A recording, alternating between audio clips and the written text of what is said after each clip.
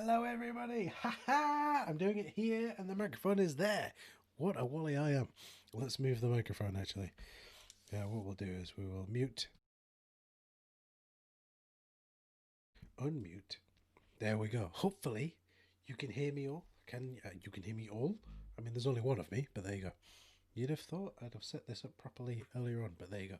Excellent! How are you all? BSA Hound. Check it out. No, it's this side. I don't know which side it is. It's the Resident Evil hat. Squidge bought me it, and it's awesome. I can see Squidge is already over in chat. Hello, Squidge.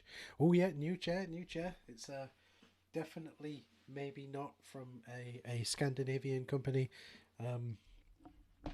with a blue logo. But there you go. Nice and relaxy. And it also does this. I will get onto the game in a moment, folks. I just want to. Oh yeah. That's it. Maximum relaxation, you know. Anyway, right. Now that we've screwed about with the chair for a minute and made loads of damage and noise, I'm going to switch that down a little bit. I prefer the orange light, but there you go. Excellent. We are going to be playing Discworld. As you can see on the screen, I'm using Scum VM. I'm actually using Scum VM inside of RetroArch, but anyway, that's just a minor detail. We will be getting on with the game now. So let's have a look. Make sure I'm in the right window. And hit load. Whoops, I don't want to load save game 0, I want to load save game 1. Right. Let's have a look. I'm going to leave it there for a minute and, well, not a minute, about 20 seconds, because I'm 20 seconds ahead of you all. If somebody could get me some information in the chat as to whether it's too loud or not, and then I'll futz with the audio settings. But yes.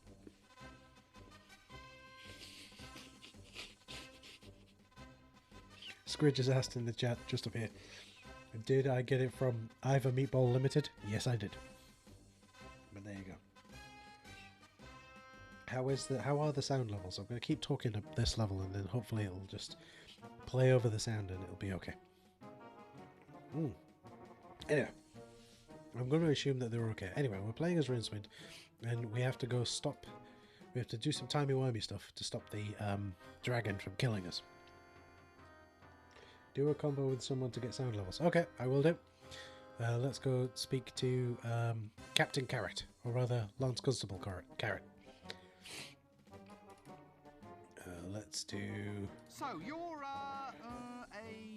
a dwarf, sir, that's right. Don't let the height fool you.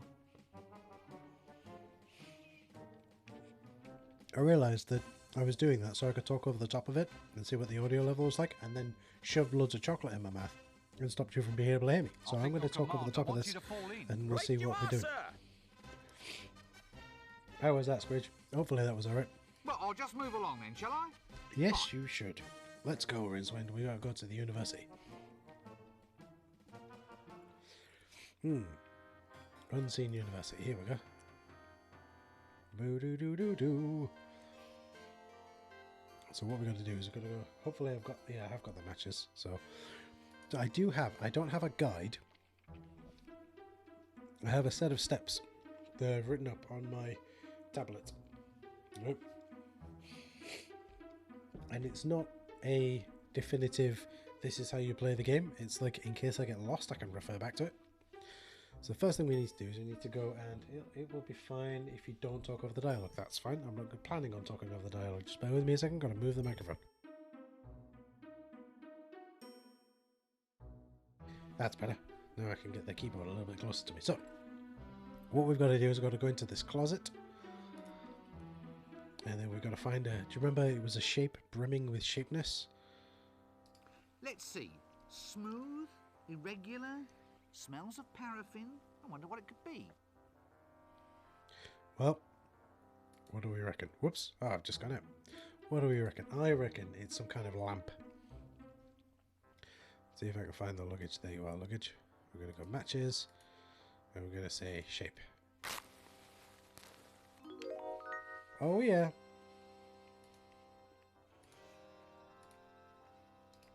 New Jiffy Brill Instant Starch. Stiffens anything. You never know when that might come in useful.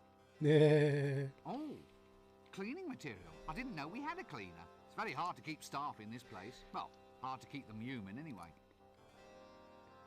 There we go. Right. We'll take that. Next thing we need to do is we need to go into the kitchen. I love that squidge. If only it was a duck. If only. Oh, we need to go downstairs. We need to go get the spatula. Spatula!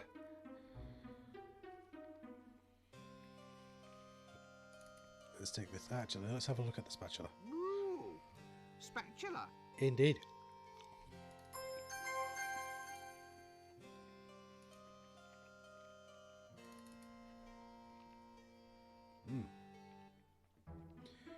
Spatulas are pretty cool. Something donkey cart. Indeed, Squidge. Spatulas are indeed awesome. I mean, just think about it. It's a metal plate with a handle on it that sometimes have holes in or grates in them. What's not to like? Haha. His hat is bigger than mine and sharper. So, Arch-Chancellor Ridcully's hat is missing. There's a book, or rather, he's missing without his hat. There's a book in the Discworld series where he walks around without his hat. I'm sure Squidge in the chat will know. He basically goes for a bath, and then the bathtub lands in the library, and somebody says to him, "You're not fully dressed," because he's got his hat on. And he goes, "Of course I am. I'm a wizard. I have my hat on. Hat equals wizard. Wizard equals hat. Everything else is frippery." But there you go. Right, now that we're done here, essentially, for now, we need to go over to the Shades. This is the area of Discworld, or rather the area of Magmorpok that you would never really go to. That describes a spatula or a door that's between some... It's been through some stuff with dents. There's moonlit, has a... Yes, you're absolutely right there, Squidge. My description of a spatula matches a door with holes in it. Yeah, mouse pointer. Right, Shades. So, apologies for the folks who are watching this live, because it's been a week or so, or maybe even 2 weeks since I last did this. I'm hoping to get this game finished this month, because that'll be quite cool, wouldn't it? But, yeah. Oh, right, okay. So you remember in part 2 we did the timey-wimey stuff going backwards and forwards into the past and the future? Well, we're in the future again. And if you remember in the intro, the, indeed, Squidger said, kapow, the Shades. In the intro, we need Rincewind to move a little further forward.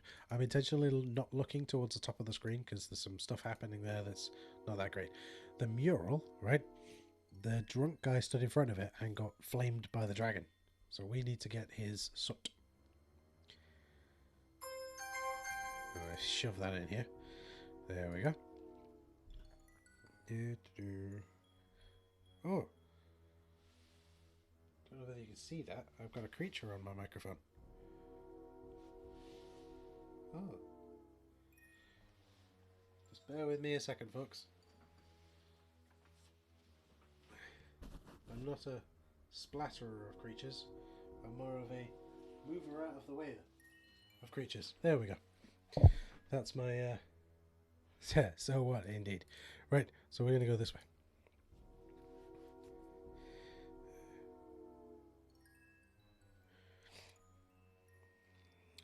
What's this here? Okay. I hope I've still got the ladder. I need the ladder for this next bit. But there you go. Let's take a look. Anyway, right. Big fan of Discworld. Huge fan. And so is Squidge. Oh yeah, let's go into the hovel.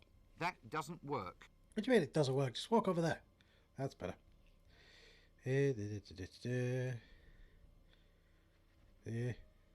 Ooh, bag. Ah, a bag of thieves' tools. Oh yeah. Let's have a look what's in the bag.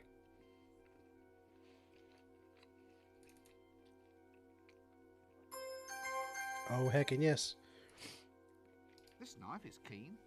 Get it? The knife is keen. No, Rincewind. I mean, it's pretty good, but... Right, we no longer need that ladder. With the boobs on the end. Not boobs, it's a bra, but even so. Ah, a genuine muffled ladder. See, the bra goes on the end of it, muffles it so it doesn't make loads of noise. Clever or what? Okay. Now we're going to go back to the square.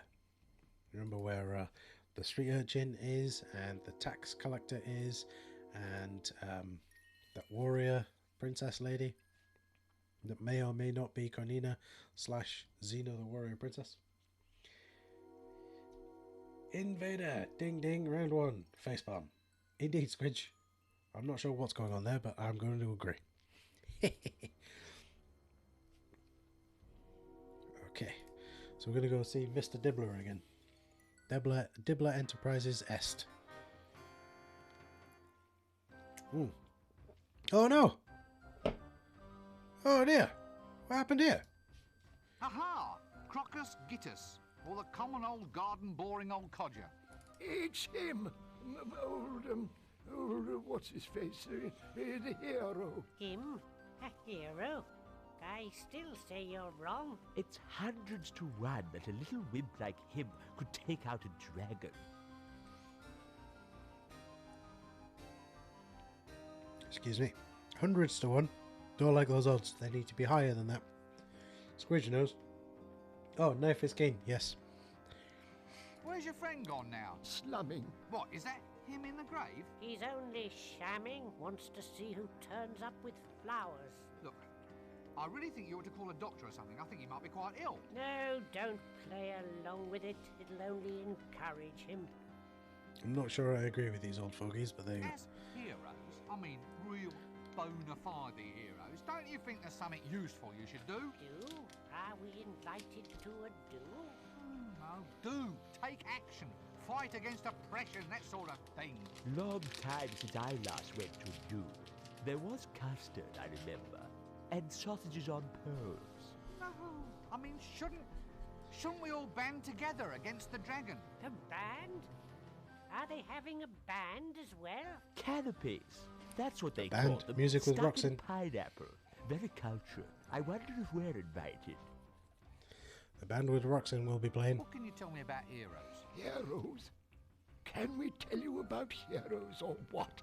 Yes, indeedy. Can we what? What? Tell him about heroes. Well, can you? Oh yes, yes, heroes. Indeed.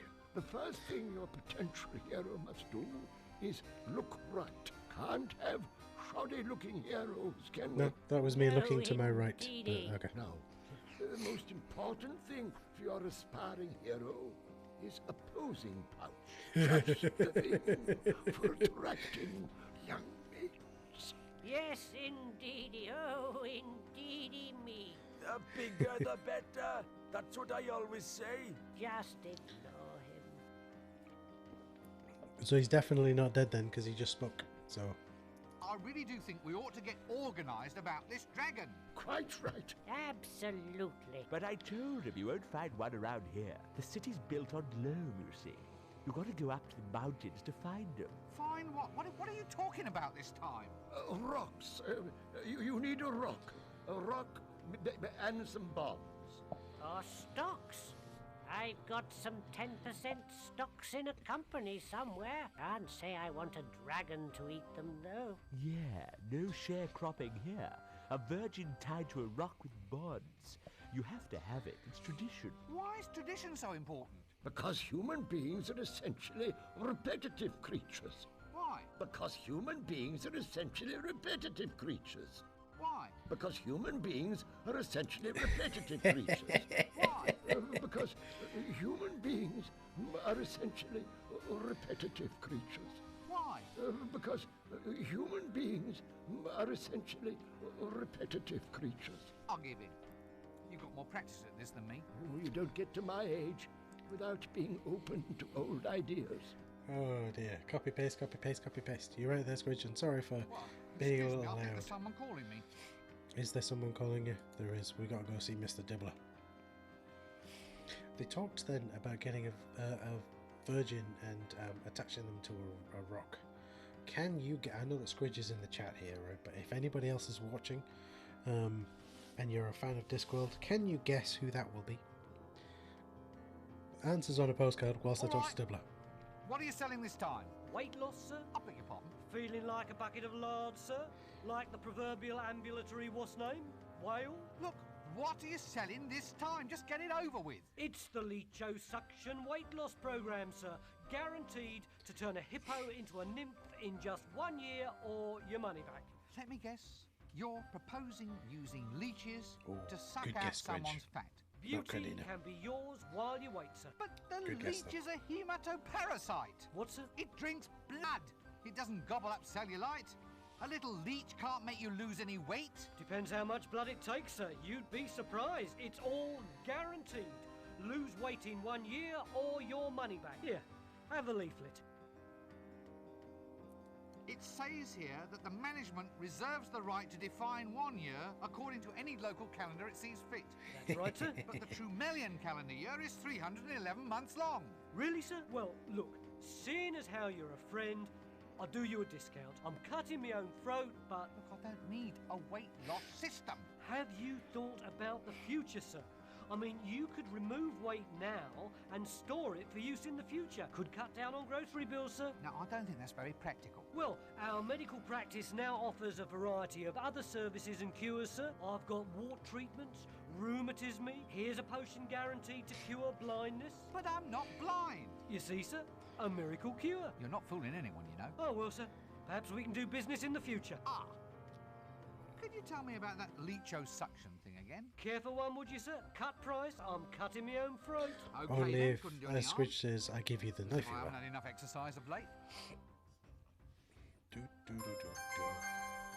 we've got the bag. Squidge has said in the chat up here, he knew a guy who had a leech. He went broke in 4 months. Different kind of leech.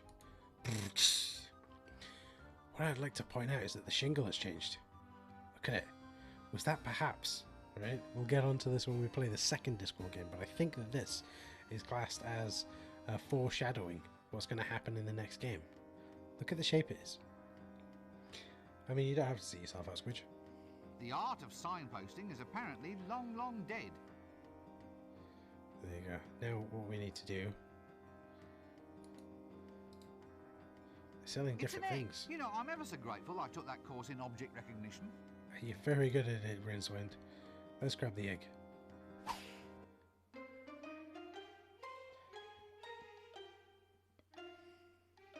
Remember he got splattered by the tomato? Now he's going to get splattered by the egg. Bit of a shame, really. Now then, we need to grab this snake. Oh. Yeah, got it. Oh, heckin' yes. The old magic markings on the snake trick. What I'm doing, ladies and gentlemen, is it may have been Maurice, except Maurice was the cat. But yeah, it could have been oh, which of Maurice's friends who are rats could it have been? I wonder which of Maurice's friends it could have been. Like his cousin. I've completely blanked on all of the names of the rats in Amazing Maurice. Goodness, we've found the drum now.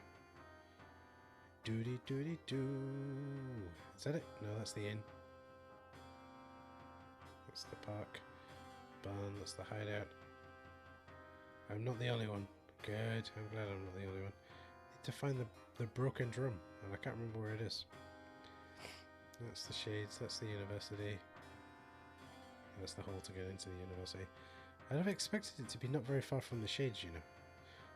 Oh, palace. Broken drum, there we go.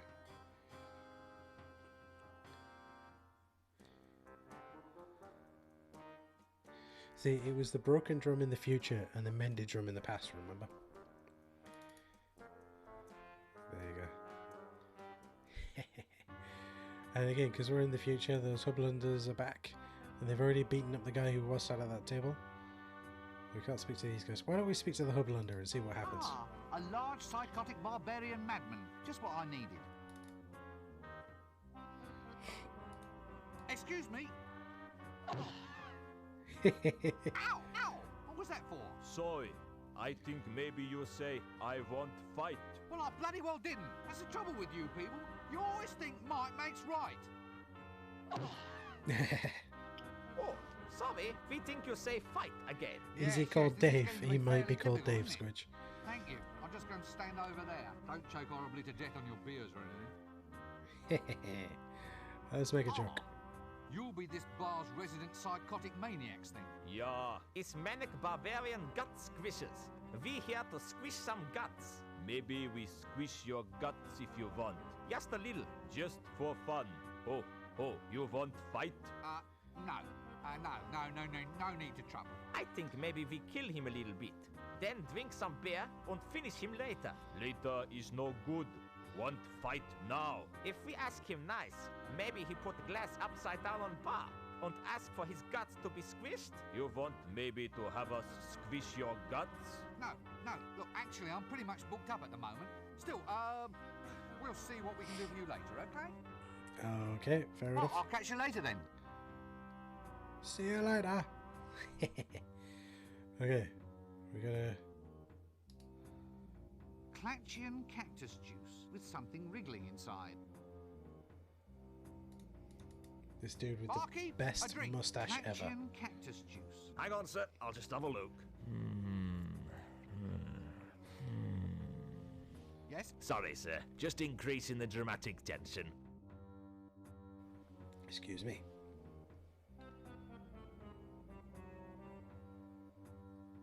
Eee, the worm jumped into his glass.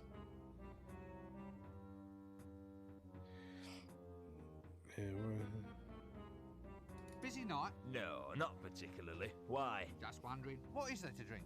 Well, it's all a matter of suiting the clientele, friend. What do you think the sort of person who frequently frequents this bar would like to have for his drinkies? What'll it be? Is this one of those tough, brutal bars? Yeah, not through actual planning, mind. I mean, it just sort of develops. Then I'll have the usual. A glass of gin served at room temperature with a human air in it, please. Yeah. I've just checked, and we're all out of gin. Whiskey? No. Rice wine? Pernod? Absinthe? Scumble? No. Old barrel bender Scumble. stout? I think it's off, sir. Off? How can stout go off? It kills bacteria. You can clean prims with it. Well, it's more sort of settled, sir. All the black colouring sort of swimming round the bottom. Same thing's happened to the elderberry wine. Well, I say the same thing, but it's more like lumpy. It's probably all right, though. Thank you. So, what have you got that hasn't got lumps in it? Oh, tons of stuff. Incidentally, sir, I don't know if you've noticed that rather impromptu pun there.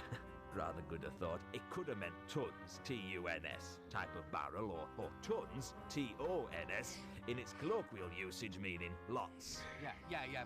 Very, very good, yeah. So, you got lots then? Well, no, not really. So, is there anything here to drink today? Well, yes, sir. It is a bar. I mean, not much use having a bar if there's no actual beer being served here. Today, we have beer actually on tap. That doesn't smell like beer. That smells like Zynmouse Lackentar We do Splenetic have to Emollient. sift the wine. Indeed. Yeah, well, I mean, it's very similar to it could beer, be sir. mulled Similar? wine. It's one of the most deadly prescription medicines ever devised by man. How can it possibly be similar? Well, it is a liquid, sir. Well, I'm not touching it. I'll just have a glass of water, please. What? As in water taken from the River Ank? Whew, you're braver than I thought. Ah, I see your point. Well, give us a Zynmouse Lackentar Splenetic Emollient then, please.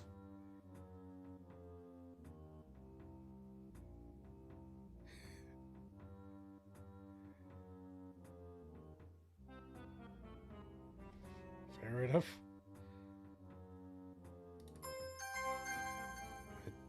I don't think I was supposed to take the tankard, but okay, we'll take the tankard. Let's get the worm as well, a wiggly worm. But I can't put the... Ah, there we go. Right, put that down. Excuse me. Right, so we're done here.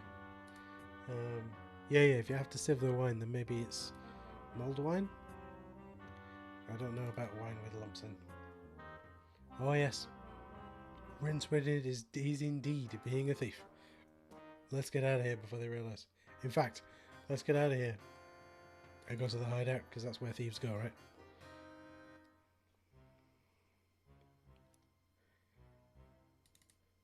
Let's go knock on the door. Hello? Hail! Yes, hail, brother doorkeeper. Right, give me the password and I'll let you in. Oh, all right. Let's see now. It's blah, blah, blah, spoons, blah, blah, blah, swordfish, blah, blah, blah, right? No, Hey, you didn't say Simon Says. Simon Says. Okay, Welcome, O fellow brother of the elucidated brethren of the sword. Hooray! Now we have a custard pie. Quite a good aroma to this love potion custard tart. Looks like it's been having a good time in that Clatchin cactus juice. 1 tankard, Brumeldium bladderbuster sized. Excellent. Right. Excuse me. Okay, now what we need to do, we've got the love potion, right? Where do you reckon we gotta go now? Plumbing mass point, it needs to keeps. I reckon, right, the scenes, so every game is made up of a number of scenes. I reckon the scenes are slightly different sizes, and that's why when I move my mouse pointer, sometimes I get stuck on the right, but not all the way to the end. So I reckon because it's changing sizes, but the window isn't changing sizes, I reckon there's something going on there. Let's go to the see. You can see it. Like I can't move any further right. If I wiggle a mouse pointer, it kind of resets itself. Let's go to the dark wood. I like how Rincewind kind of legged it straight through the mountains. Then I like how the wind stopped, so that the frog could the frog or toad could do its ribbit. Let's go through here.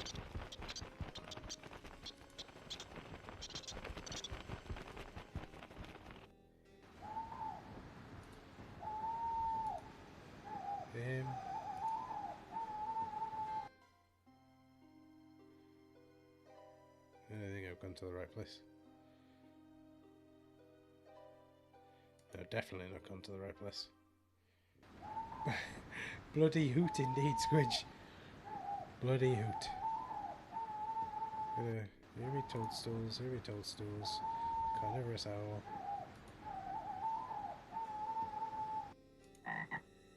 Do it. What?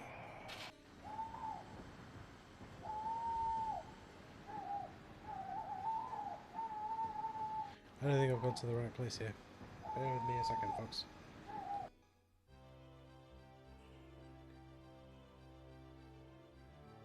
Edge of the world.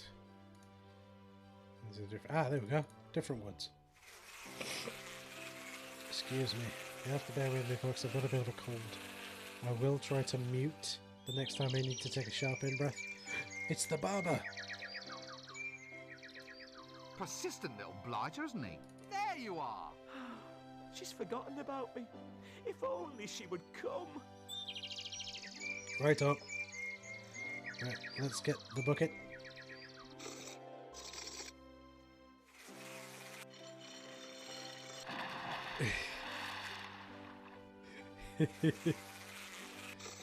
You're right there, Squidge. Rincewind is likely to end up on the set of Game of Thrones in a minute.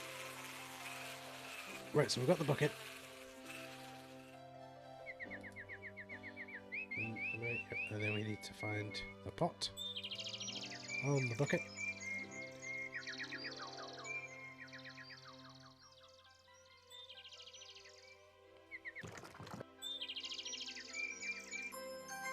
Excellent, we now got a pot full of water.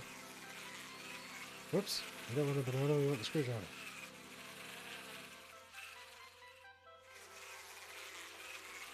Aha! Excellent. And now we have a crank. Because all of that makes sense, right? Nothing worse than a soggy wizard. I suppose so, yeah. It's getting a bit loud, this bit, isn't it?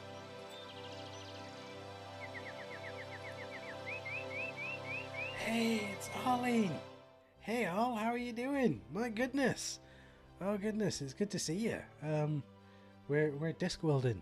We're making lots of silly comments as we go through the game and stuff like that. But there you go. Yes!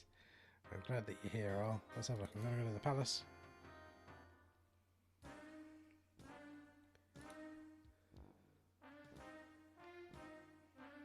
Clear off, you. Every time you come around, you start trouble. Oh, me? I know exactly what I'm going to do. Oh dear, remember the last time that we were here? This guy cracks me up. This guy in the corner. Remember the last time we were here? It's been a heck of a week. Oh goodness. I'm sorry to hear that, Al. I genuinely hope that your week gets better. I really do.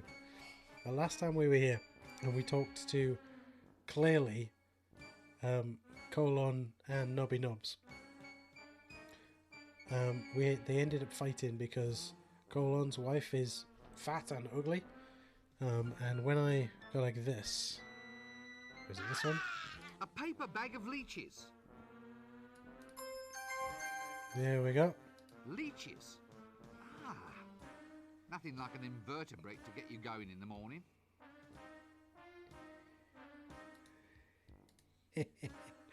And so we've got the bag of leeches from Dibbler, and Dibbler talks about how you can use them to lose weight. Ah, well, anyway, here's a bag. For who? For your friend here. He said he wanted it for when he went out to dinner with your wife. I never. Don't listen to him. It's a sodding lie. It isn't. He said he wanted it to put over his head so he wouldn't have to see your wife's face. Why, you... It's a lie. A lie. He's just trying to cause trouble again. What? Oh, yeah. Yeah, of course. Thanks, pal. You're welcome, mate. After all we've been through together, it's silly how we can still... Yes, I know. Still. Thick and thin together, eh? You and me against the world. That's what friends are for, mate. What friends are for. So do you want the bag then? Yeah. All right.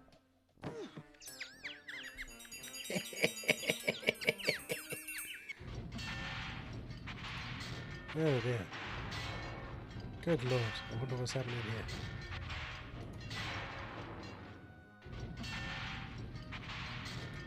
Oh, I see. Sort of a draconic calling card.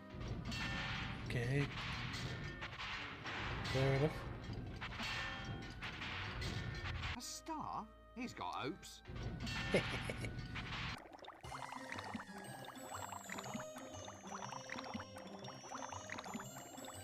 A genuine hog bristle back scrubbing brush. Doritos are indeed the best, I have to say. Let's have a look. So we've got the brush. Right, fair enough. That's all we needed from there. What we need to do is we need to go to the dungeon. So we're going to go over to the east of the room to go to the dungeon. There it is off in the background, can you see? Now, I don't quite know if we want to go poking about down there. Well, we do. Iron Maiden? Cool! Excellent! Diddle-diddle-doo! I've actually been wanting to watch the,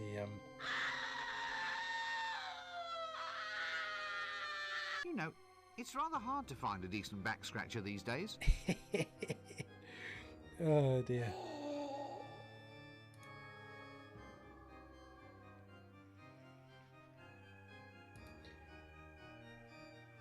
So, indeed, Squidge, that is...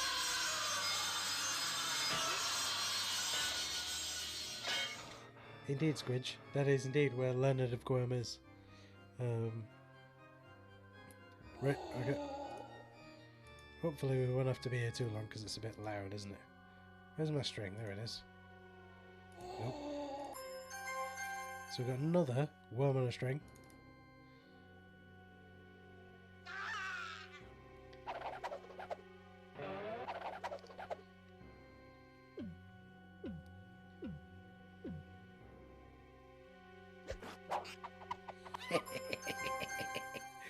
Got him.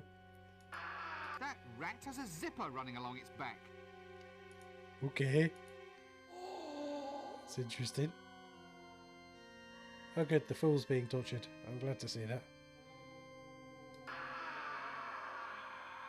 Minimal entertainment facilities down here, apparently. Aha! Now this is interesting. Oh. Sorry about that. Not much meat on it. Oh no! Ah, an information retrieval technician. Well, I suppose it's a job, isn't it? As long as he's not part of the particulars. Always a right, pleasure Squidge? to see a familiar face. Oh, that's the wreck. Okay, fair enough. Alright, I'll tell you what we'll do. Let's talk to Chucky. Oh, Chucky, Chucky, Chucky! Indeed. I'm going to skip this whole conversation because it's really quite silly.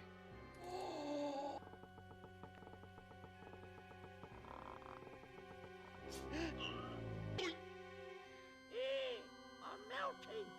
Oh, I'm melting. And your little dog too.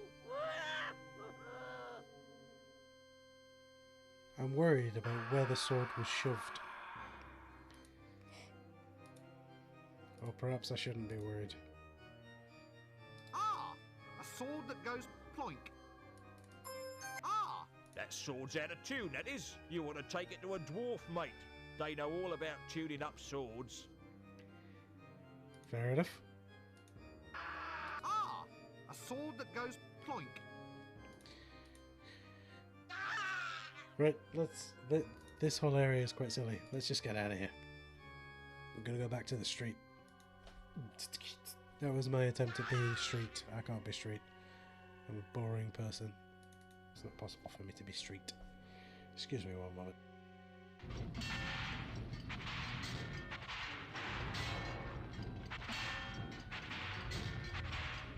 There's a big hole up there.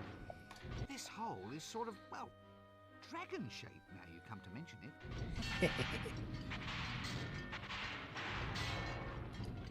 Well, getting out of there is indeed a wonderful idea. You're absolutely right there, Al. Let's get out of here and go to the street. Go to the barber shop. Excuse me. Just 1 second. Oh, I'm full of cold. But there you go. Let's get out of here. Right. We are going to go to the street, go to the barber shop. The street's over here. Do do be do do do do.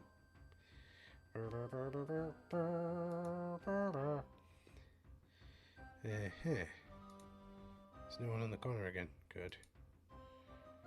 Past the fishmonger, because he's rather amorous about his octopus, isn't he?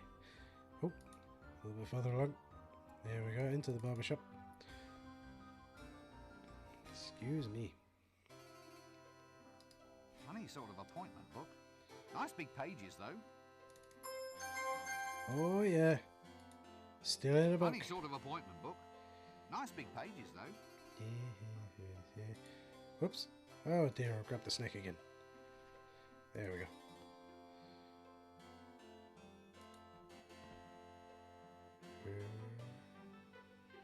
Scissors. This Hold on a second here. Scissors. Ah! Gosh! The only ones they'll ever let me use at the university have the ends all blunted off. Put that there, and then we're done here. Okay. What we're going to do is we're going to go back to the toy shop. Do-de-do. Are you going to... There you go. Right. Excuse me. Ah, dear. Excuse me. Then we need to go to the toy shop and then get some glue on the bone that we picked up, because that won't end badly, will it? Excuse me. That was a nice drop of stuff. How is everyone today, by the way? We've been doing this for 40 minutes and I haven't even asked everyone how they're doing. I'm sorry, everyone. Oh, is that a bunch of Yoshis? Ah, prime knickknacks. Soft toy dinosaurs. Yep. A whole bunch of Yoshis. Alright. Right, there's the glue. Let's get the bone.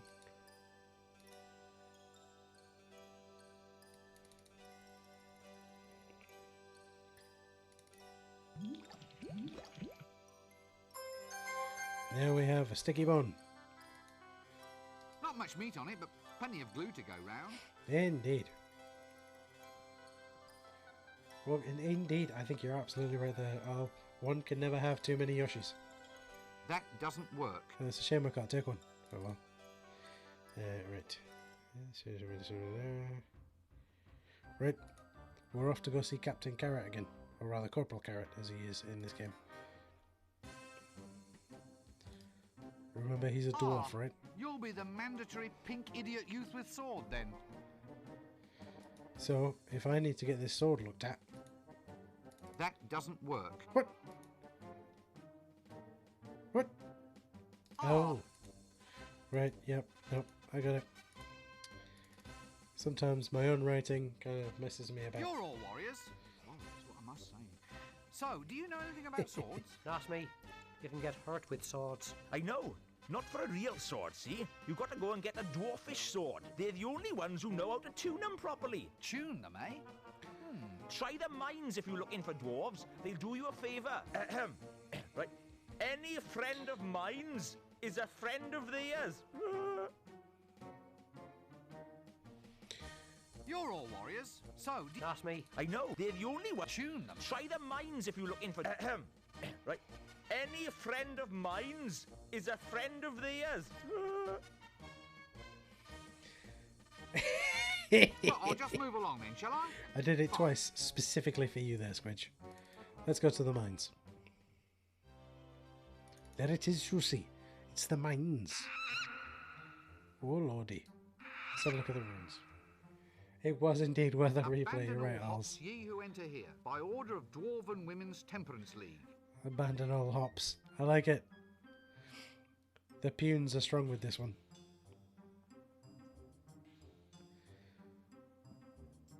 It's nothing like that fine Dwarven engineering. Actually, this is nothing like fine Dwarven engineering. Who's responsible for building this junk? Let's keep going this way. Oh yeah, got some dwarves. Hello there. Hello. Stout fella. Oi there. Stout. Indeed. Excuse me, are you a Dwarven smith? No, I'm Dwarven Llewellyn. Dwarven Smith is over there.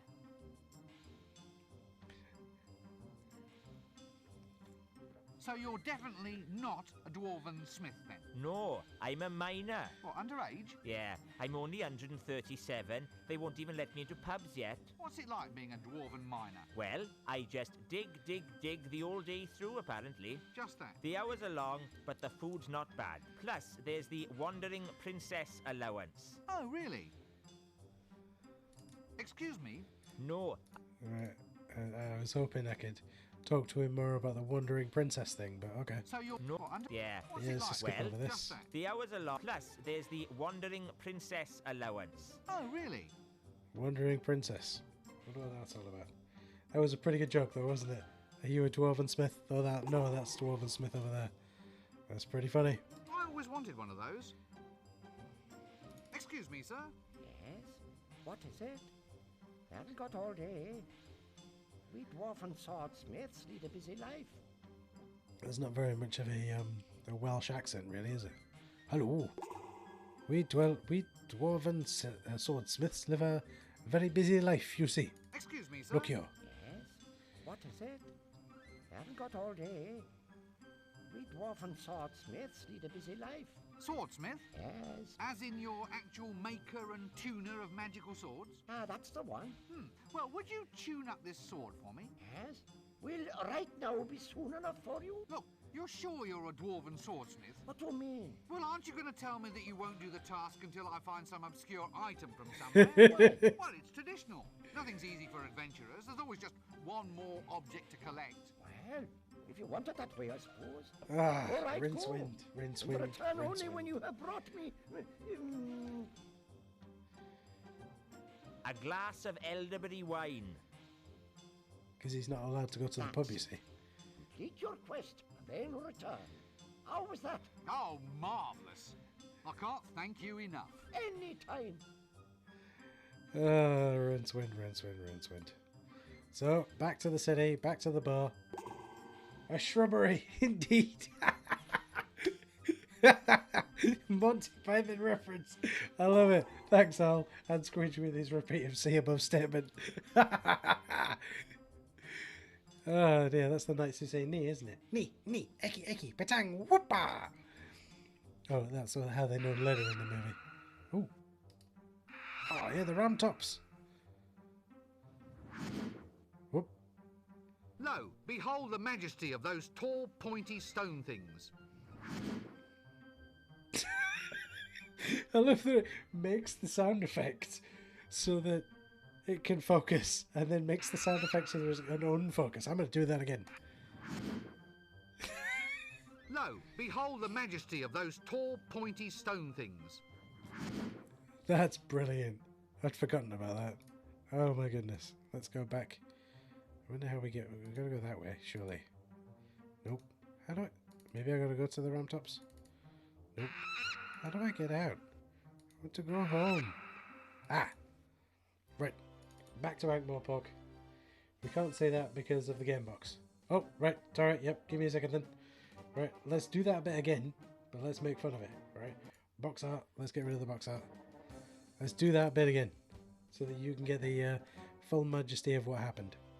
Sorry, everyone. Should have thought about that. Here we go. You ready? Lo, behold the majesty of those tall, pointy stone things. That's it. I'll leave the video game box off for now, I think. Just because then you get a little bit more screen, don't you? Okay. Back to the mended drum. Broken drum. Broken drum, mended drum. Let's have a look. It was over here, wasn't it? Where was it? It was there it is. It's near the palace. And in the expensive part of town. Excuse me.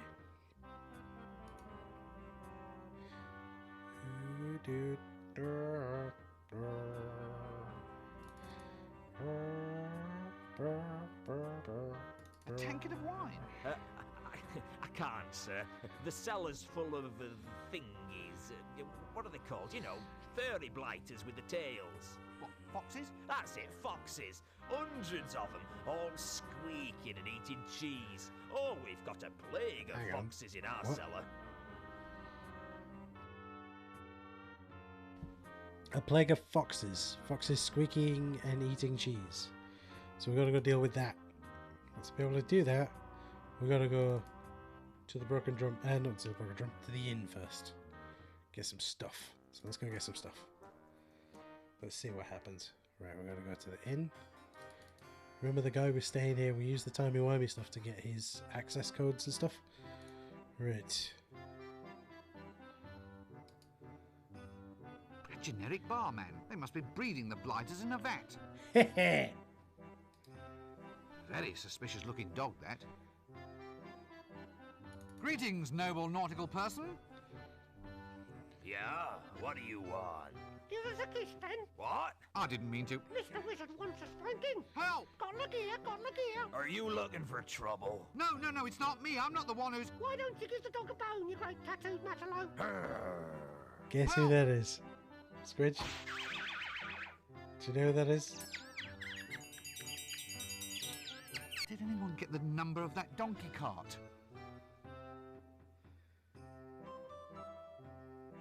Guess who it is, Squidge? Got Lagear, got Lagear. Give the dog a bone then. That doesn't work.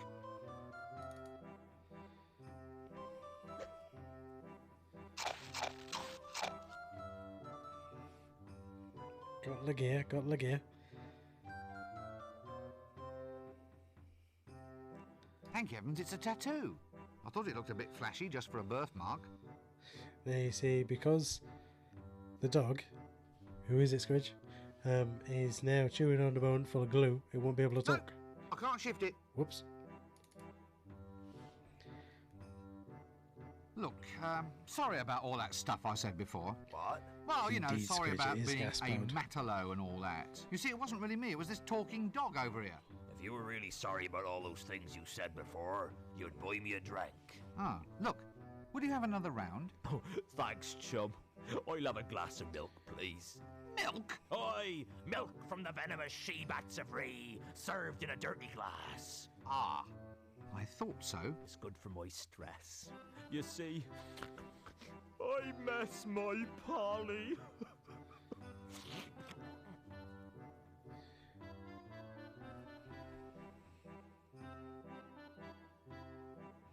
Oid loidly, oid loidly.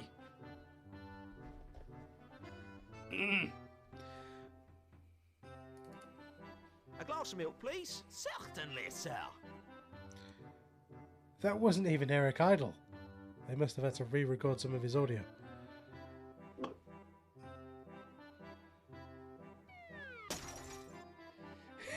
Have I got the song stuck in your head there, Squidge? So, you're a pirate then, are you? No, pal. Just a sailor now. Just a sailor since my Polly went away. Oh, my Polly. Right, well, you've got your drink now, so why don't you fill me in on some sort of useful information? Useful information? Well, that's the drill, isn't it? I go into a random bar, I find the one person who seems to be reluctant to talk to me, I buy them a drink, and they tell me something. Something like I love how what? self-aware Well, this game is. adventure-oriented, preferably. Oh, well, if it's adventure you want, then here's the tale about the time when I was shipwrecked on the Isle of the scantily clad, rather well-manicured Amazon women. Oh, no. Oh, there I was, alone with the creatures. Oh, they were succulent, they were gorgeous. You wanted to sink your teeth into them. Oh, the creatures, they were sent down from heaven. I drank them like nectar. Arr. Oh, let me. And then she started, slithering. Oh, and they were clawing her. And I got my. Oh, arr. And then we had some tea. Excuse me, sir, but I've been admiring your tattoos. Oh, fine stuff, eh? This one here, you seen this one? That's a birthmark, isn't it? Oh, yeah, so it is. Well, check out this one then. I lost 8 points of blood getting this one. It says, Mother. Yeah. No, it says mudder. Oh, well, I'm a victim of low educational standards. It's the thought that counts. Why have you got a birthmark shaped like a crown? No idea, Oh. old son. There's one shaped like a humorous pig, too. Only I can't show you that one unless I get to know you a lot better. So where do you get tattoos? I can't tell you. I miss my Polly, so I can't concentrate on anything till I find my Polly. Look, you've been a smashing listener. If you ever can, please go and find my Polly. Here's a whistle. It's his little parrot call. Whatever you do, don't ever lose it. I This one I'm gonna can't talk without my Polly. I'll wear this around my neck. I won't lose it. That was definitely some re-recorded dialogue, wasn't it? Okay, so the reason I went, what? Is because in the Guards, which is basically what this game is based on, Corporal Carrot has the birthmark of a crown, and he is the rightful king of Ankh-Morpork. But there you go. So we got that. Okay, we're going to go into the inn. That door looks like it should move. There's something lurking behind it. Who's there? Hello? Hello, is anybody there? Look, there is someone there. I can see bits of you poking out behind the door. What are you doing back there? Go away. I'm the bogeyman. Really? I'll give you a fright you'll never forget. Look, just come out from behind the door. I can't. I'm afraid of open spaces. An agoraphobic bogeyman? Lay off. It's no fun being a legendary figure of terror. What does a bogeyman do anyway? It's quite a hard job being a traditional figure of terror. Polly Long wants a Mesozoic hours fossil and collection. no real holidays. Really? Well, there's the good side too. There's your place in folk tale and legend, and you're your own boss. Get out from behind that door. I want my mum.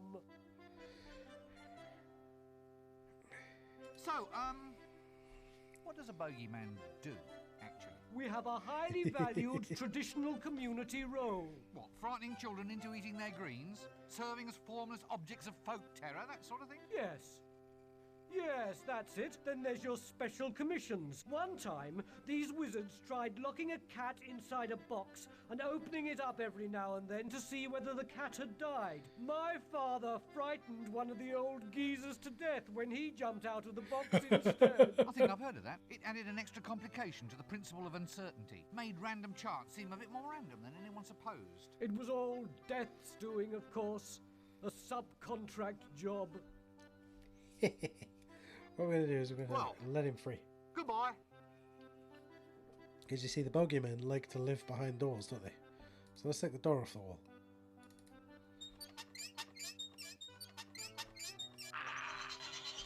Because then you see, he can go where he wants. He doesn't have to just hide behind the door. He take the door with him and live wherever he wants Who's to. there? Hello? Hello, is anybody there? Look, there is someone there. I can see bits of you poking out behind the door. What are you doing back there? Go away. Really? Yeah, you're the bogeyman. An anchor? What does a bogeyman? It's quite a long... Really? There's your... Get out from me. Right then. Oh, stop snivelling. I thought you were a grown monster. Whatever would your mother say? Mother! Oh, Mother! My mother would never take me to the zoo, you know. Really? Would you care to lie on a couch, by the way? Oh, no. The door's quite comfortable, thank you. Anyway, I asked her, and she'd never take me. Have you ever thought of seeing a psychiatrist about this problem? Oh, no. I mean, that's for sick people. Yes, quite. Tell me about your mother. Well, the zoo's important to a young bogeyman, you know. All part of a basic education. It's not easy scaring people, you see. Takes a lifetime of dedication. You have to start small and kind of work up to human beings. As in, terrify some lower orders of life, then shift up to people once you've got the knack. That's it. That's what you have to do. Ah! Well, I think I can help you there. I can find you some foxes. Foxes? Sorry, I meant mice. Anyway, I can find you a few if you like, and you can try scaring those. They're not big mice, are they? I don't think so. I mean, those ones that jump can't bear it when they jump. Well, you just come along and we'll find you some ones that don't jump.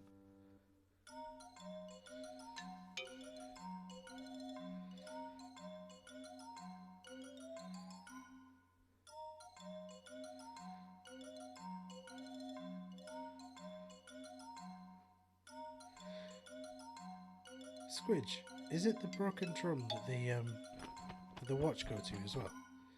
Because there's this wonderful bit in Men at Arms, which is the book after Gods. I believe it's Men at Arms, where Angua is in the drum, drinking with some of the watch. It's not Men at Arms; it's the one after that, because it's the one with the vampire in the watch who isn't really in the watch. And they talk to a bogeyman, or rather the bogeyman starts talking to Angua, and you haven't read either. Oh my goodness, there's a wonderful bit. Top of my head I can't even remember which one. Let's look it up. Right, hang on, let's look it up. Whoops, before we go anywhere, let's look it up, right? Because I want to find out which one it is. Let's have a look. Discworld books list of. I'm really terrible at typing. Sorry, everyone. Right, it's the one after it's the Gods book after the City Watch. No, that's not it. 71 Hour Ahmed. Excellent. Yes, you're right, Squidge. It's the Girls' Night Out with Cherie. Oh dear. Where are they? Gods, moving pictures, Reaper Man, Lords and Ladies, Men at Arms, Interesting Times, Feet of Clay. I want to say it's Feet of Clay.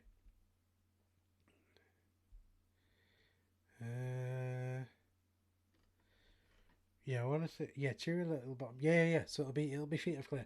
There's a wonderful bit where they go on a girls' night out. Oh, it's in Thud. Okay, then I do apologise. Apparently, I don't know any of the Discworld books at all. But yeah, it's in Thud, right? They go for the girls' night out, and I think it's in the Broken Drum, right? That's right, yeah.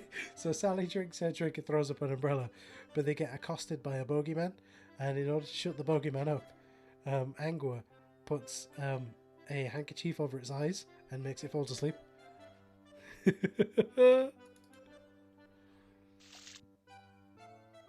Excellent. Well, we know that the soap works, but what we need is some water. So we've got the pot of water. That doesn't work. What? Oh, not on the bath, on the soap to get the soapy water.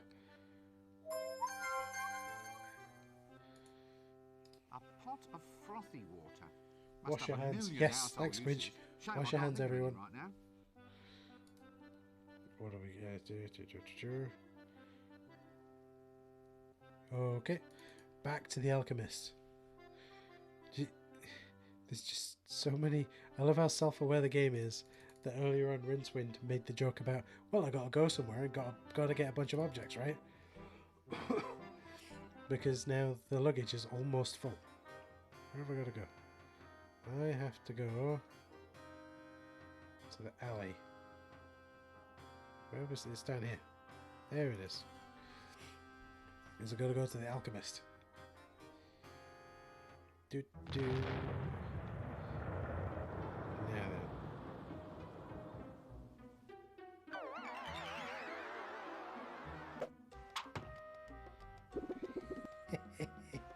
So this is happening because after part 1 of the game, I ended up having to.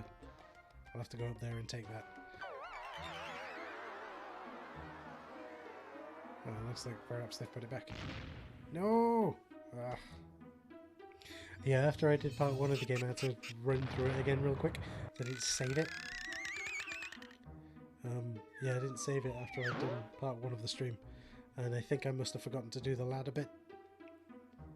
Oh, Rincewind looks really upset there, doesn't he? Do.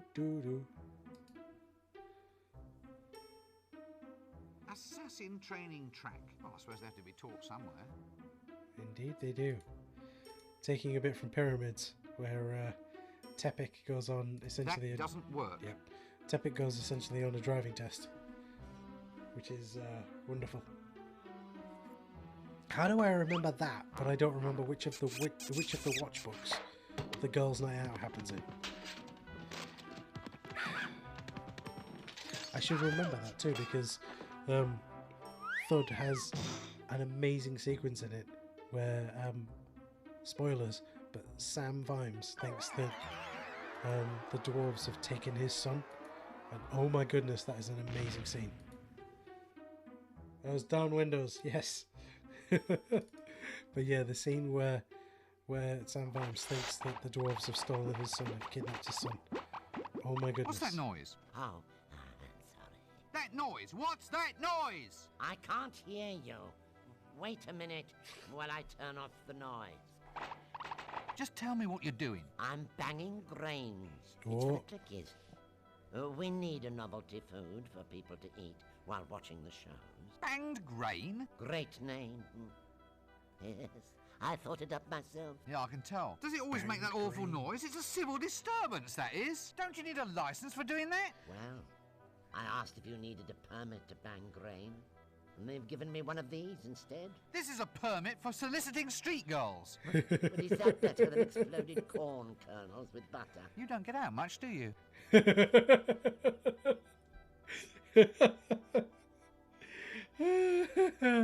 You want to get your process cheaper. This stuff's too expensive. Well, I bought the grain special from the grocers. Why don't you go down the livery stable? You pay a third the price. Yeah, that's an idea there. Now you watch the shop for a moment and I'll be back.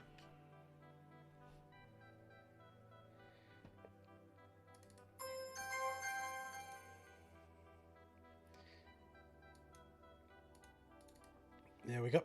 All that just to steal his imp photograph box. Then we go to the livery stable. I think because we're going to catch him in the act. Going to go around this bit. There we go.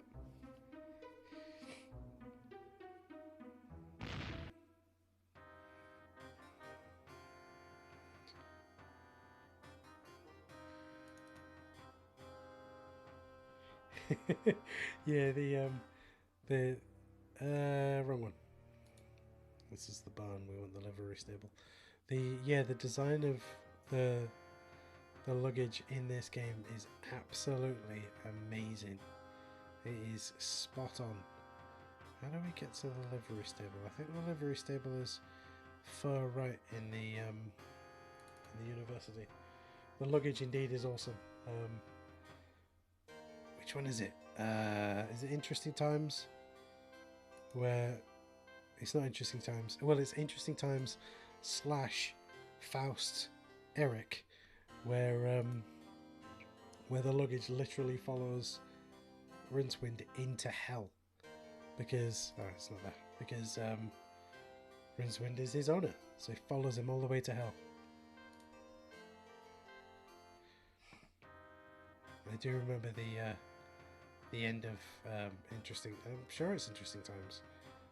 I remember reading it, and I'm not gonna lie, I shed a tear because there's a bit at the end of Interesting. So at the end of Interesting Times, indeed, someone feeds him some sandwiches in Troy. I need to find the. You know what? I'm gonna go to the barn and I'm gonna get it wrong. So I don't think it's there. I think it's not the park. Anyway, I gotta find the livery stable, and this isn't it. That's the hay. Let's have a look. Yeah, it's definitely not. Where was the livery stable? But yes, at the end of spoiler for Interesting Time, obviously. But at the end of, what are we haying? I've missed something there.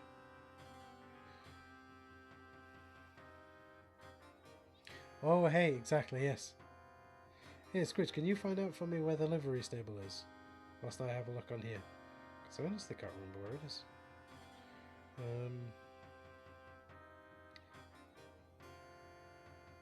I'm doing a random pattern search. I should be doing like top right to bottom left, right? Doing the old pixel hunting. But yes, at the end of Interesting Times, City Gate, Rincewind is sent into hell. And there's this wonderful scene of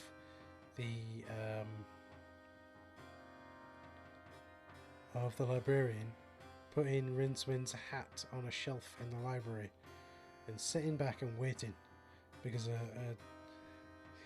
he knows that a wizard always comes back for their hat.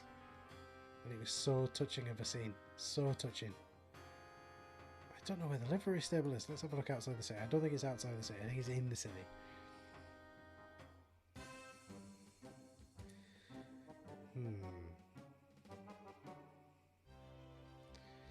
I'm pretty sure it's inside the city, but I just don't know where. It's not going to be outside the city. Bottom right. Oh, thanks, Squidge.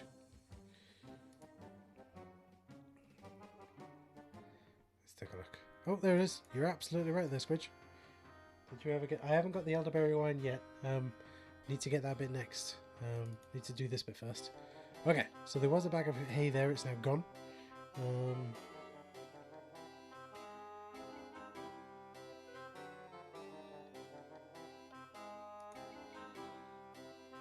Okay.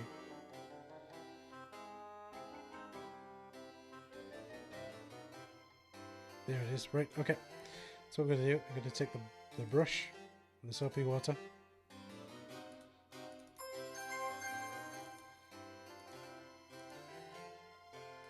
Give that a good old scrub. Honk indeed.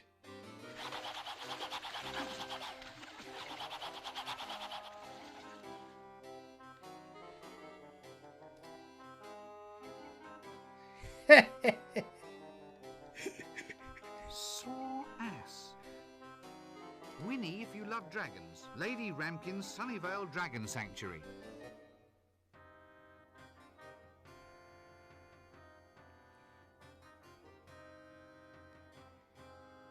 Winnie, if you love dragons. Lady Ramkin's Sunnyvale Dragon Sanctuary.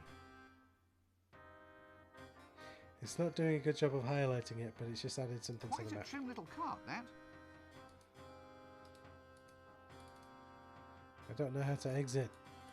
Ah. Quite a...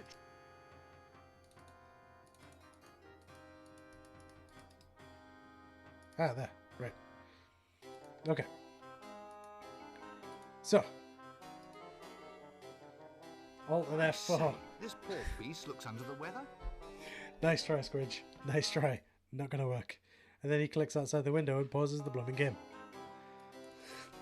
Let's go to the Sunshine Sanctuary for Sick Dragon, shall we?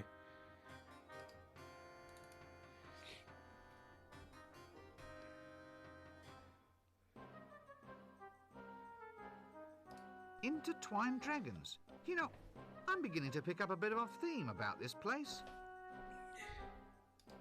Lady Ramkin's Dragon Sanctuary. Brimstone deliveries at the rear. Okay.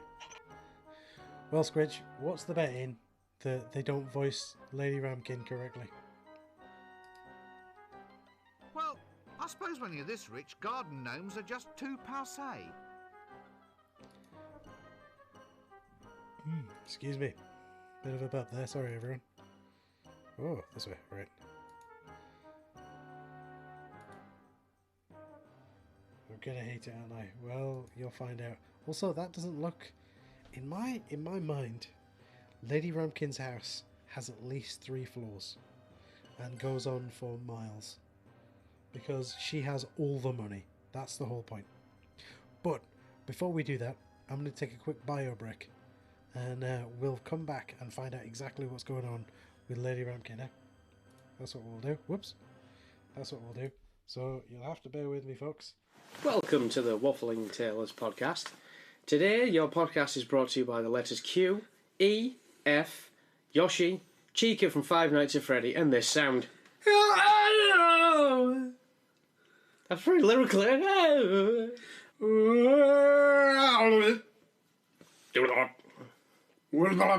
yeah.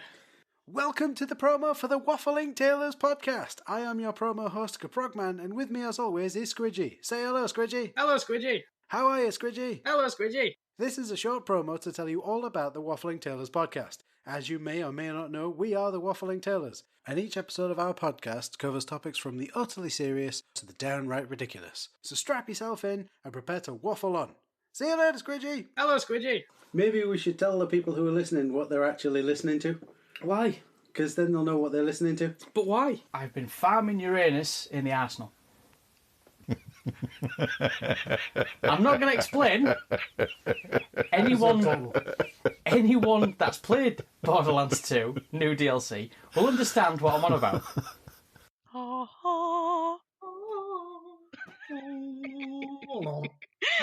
So yeah, Embrace the potato. And also another 9-hour intro. You know, so I've been taking my time with that, not actually playing it, just going through the intro. Mm-hmm. What you're saying is they've gone full Metal Gear then? Oh, don't say that. I'm just imagining Solid Snake with a keyblade now. That'd be epic. A very small one that you can stab them in the neck with, you know. Does anybody mind if I do a 400-hour monologue? Where's my weapons? What the hell's this? Metal Gear. It can't be. Can I make a small request? No. Oh, God. Nuclear vessels. what does the music sound like? Can we just hum it to make him feel better? Do do do do do do do Waffling Tailors do do do do do do do do. Is that any better? From the makers of Mako Energy comes the new essence, Que. Smell like freshly laid chocobo shit. Dated. English is hard. Every time I think about her, I just...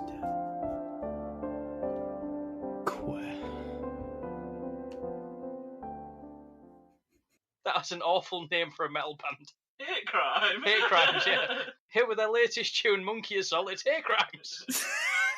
I prefer man feelings. Hello everyone. Hopefully that mic is a little bit louder now. I literally haven't changed it. I've just moved it a little bit closer. There we go, a little bit closer still. Yes, so we're about to go meet Lady Sybil Ramkin. Now in the books, Lady Sybil Ramkin is at the highest possible strata of the social chain, but she's also really, really wonderful. Let's find out what she sounds like.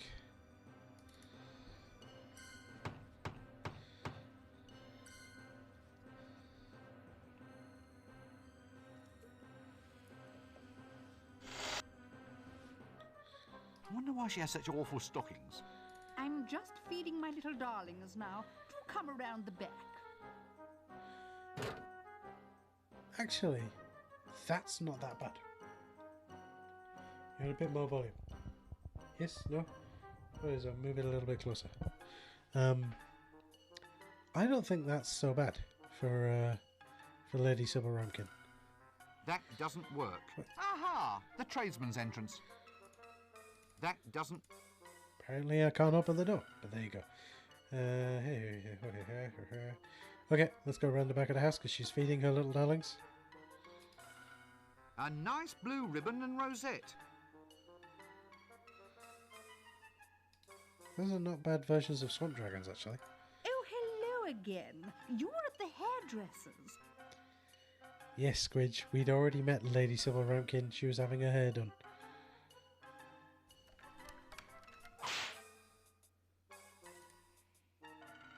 I'm Lady Ramkin. Do mind the doo-doos. Eh? Well, if you don't, the doo does what it does. It does? What does it do? Well, it does the dirty. The doo-doos, I mean. It can be dodgy, ducking doo-doos. If there's any carbon on your feet, you could be history. And geography. Dragon droppings are rather unstable, even explosive. That's what the boots are for. Can't go tracking this sort of thing in the house. It eats through the rugs and the foundations, actually. Oh, yes. I'll be careful. Some sort of constable, are you? Eh? Well, your hat. It's very grand. Officer's issue, I suppose. No, not exactly. I'm a wizard. Ah, sorry. I'm afraid I don't have much to do with men. Dragon fancier, are you? Let's have a bit of a conversation with Lady Sybil Ramkin, shall we? Run that bit about men past me again. Oh, well, I've just never... There's never... Well, dragons have taken up most of my time, really. I've never really got the hang of... Well, you know, boys and everything. To be fair, those swamp dragons do Let's look not pretty mention cute. dragons. I've had a bad day. What on earth was that bang? Oh, no, there goes another one. Poor little mite. He was one of my best breeders, too. There he goes. Off. He's gone off. It's the flames, you see. It's all in the digestion. The more combustible the food they eat, the more powerful the flame. Really? Now and then one of the Remember little that, folks. beggars overdoes it and sets himself off. Rather nasty, really. Dragon innards are so hard to shift from the ceiling. Do they all explode? Well, what they're trying to do is modify their digestion to create hotter flames. If they could only approach evolution more scientifically, they might do better. As it is, the species needs an awful lot of looking after. Is a self-detonating, toxic, defecating house pet really going to catch on? Well, there's the excitement of breeding, pedigree lines and all. Yeah, and you can watch them all blow up afterwards. Yes, it's hard. You get so fond of them. I give the members of one family line the same name, and then just attach a number on the end. It makes it less heart-wrenching to lose one then. That was Mambo the 15th who just detonated now. Sadly, his son is a bit of a disappointment. Oh? Yes, he's a runt. Mambo the 16th will probably never survive to breed. He's too small to fly, and dragons mate on the wing, don't you know? Still, he's a romantic little soul. A real charmer to the ladies. Ladies? Well, lady dragons. He's always doing little mating dances. Quite the little show-off, really. Key point, remember that. Dragons? Where? All around you, young man. Swamp dragons. The only kind of dragon that normally exists, of course. They're quite lovable. Are you a Draconis member of the Dragon vulgaris. Protection Society? Protection Society? My dear woman, there's a dragon out there that is bent on burning this whole city to the ground. Yes, poor thing. You It's and me usually both, the Squidge. owner's You fault, and me you know. both. I think we all know someone who just adds a number to Well, the I'll end of a catch you password. later then. Okay, let's go have a little look at these dragons. They're really quite cute. There's Mambo, look. Mambo the 16th. Quite a chirpy little chap, aren't you? Nigel Hawthorne Rampshire the 8th. I hope that leash isn't flammable. Yeah. Randolph Bloomington Horrogate the 11th. Whoops. Looks like they may not be a 12th. Make that the 10th. Tecumseh Farrowgut the 9th.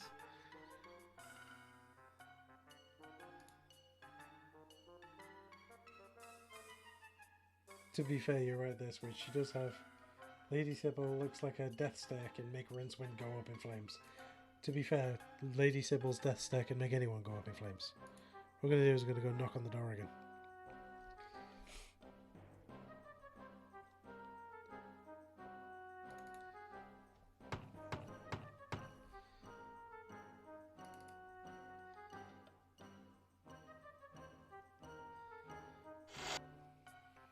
Haha.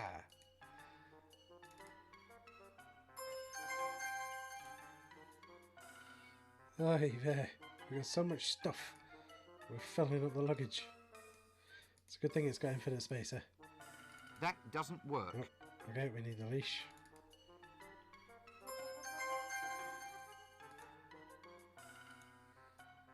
We need a nail as well. There's the nail.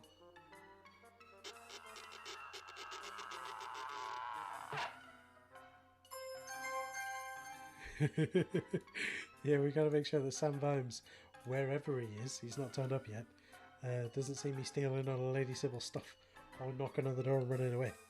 But we are now, for now, we're done at the Dragon Sanctuary. Indeed, that almost fell into the luggage. You're absolutely right there, Al. Oh dear. Back to the Unseen University.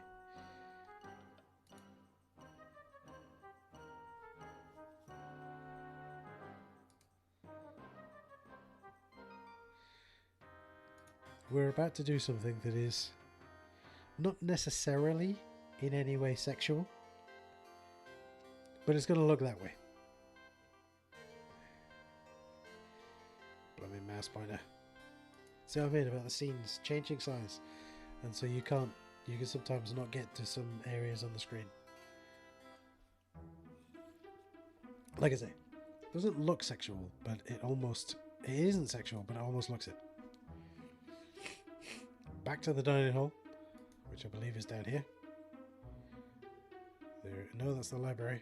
Where's the dining hall then? Oh, it's up here.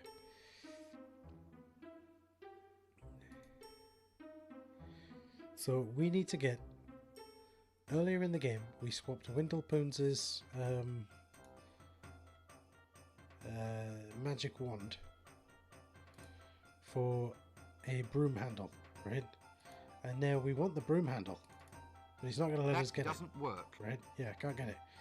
So I'm not going to talk to Windlepoons again. So what we've got to do, and yes, I'm about to use these words, is we take... That doesn't work. A bag of fertilizer and combine it with the snake. The old magic markings on the extremely long snake trick. And then combine... Do you remember the... Quite a good aroma to this love potion wasn't that one? custard tart. It was this one. New Jiffy Brill instant starch. Stiffens anything. That doesn't work. The old magic markings on the magically stiffened extremely long snake trick. It's even got a knob on the end. That doesn't work.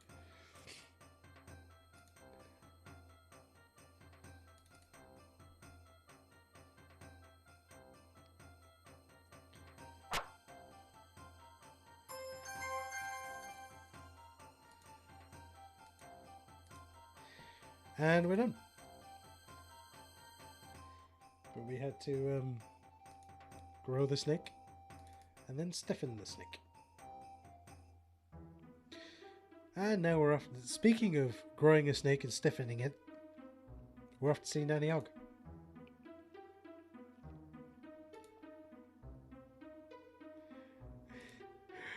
I'm gonna have to wait about 15 seconds for that joke to land. Because that's how it works when you're streaming live, apparently.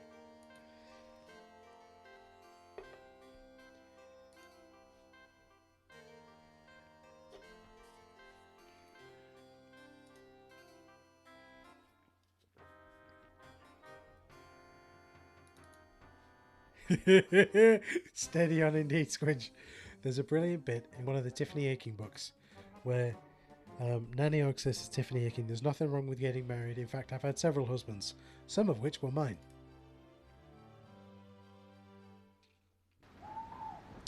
That's why I made that joke.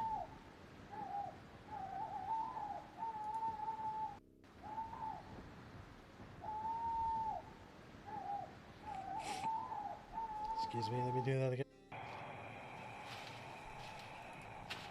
Okay, so there's a hair on my desk. Can't be one of mine. I don't have any. So we do need to get to the back garden, but let's talk to Nanny Ogg first, right? because Nanny Og's Watch pretty out, cool. dearie. Eek!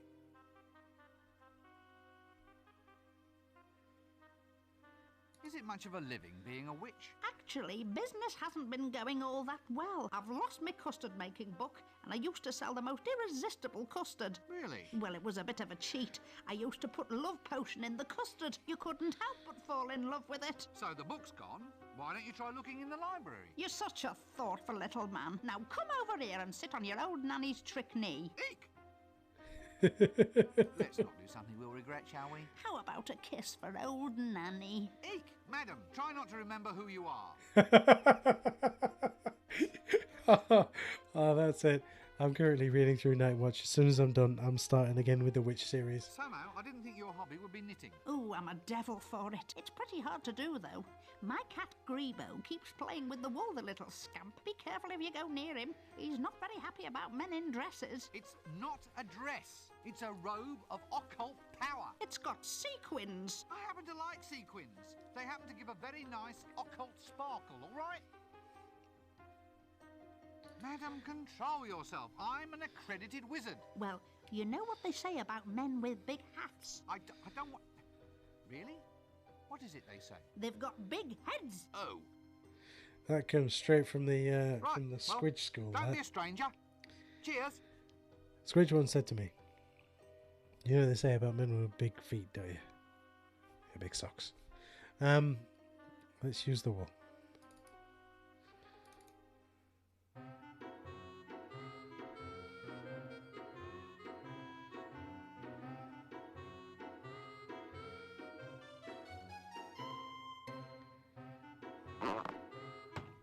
See, what he was doing there was he was following the path to get outside.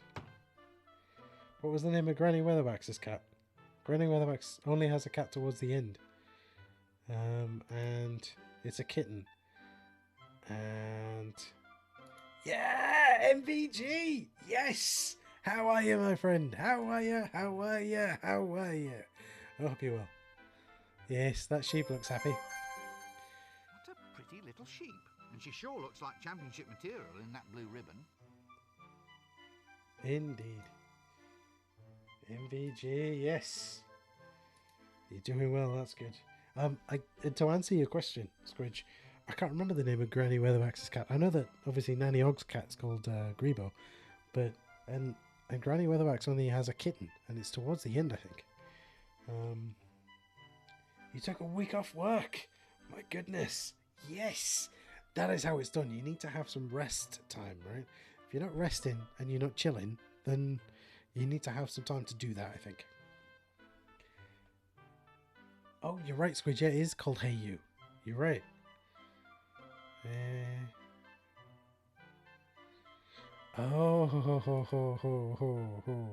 Right. That rat has a zipper running along its back. You know why? Because it's actually the imp. Pesky little blighters, these imps. Dang it. That doesn't work. Alright, we'll do it the other way.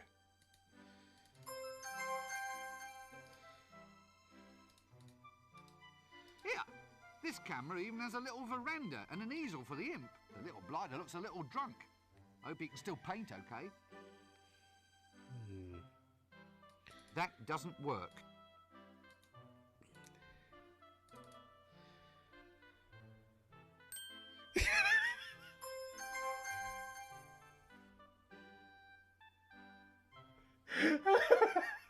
That was the single greatest thing I have ever done. Says a lot for me, A doesn't it? nice imp-stematic picture, even if I say so myself. Aha! It even catches the coy little glint in her eyes. And you're right, Squidge, it is the sheep picture for the bar, but... a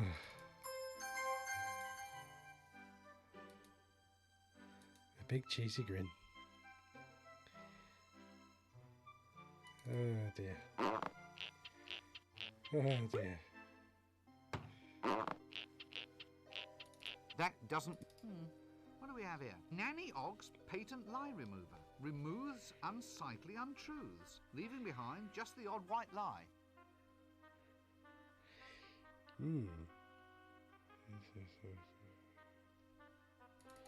Whoops. Whatcha, dearie? Eek! Ah, about your patented lie remover potion. It's my special truth potion. Aha. Could I borrow some? I'll only let you have some in return for a kiss. And this time, I'll be keeping my eyes open, so I will. No. Okay. How do we get him to kiss Nannyog? This is how we get him to kiss Nannyog. Quite a good aroma to this love potion custard tart. Whatcha, dearie? Have to do it very quickly. Ah. It's my... Aha. I'll only let you... And this time, I'll be... Do it very quickly.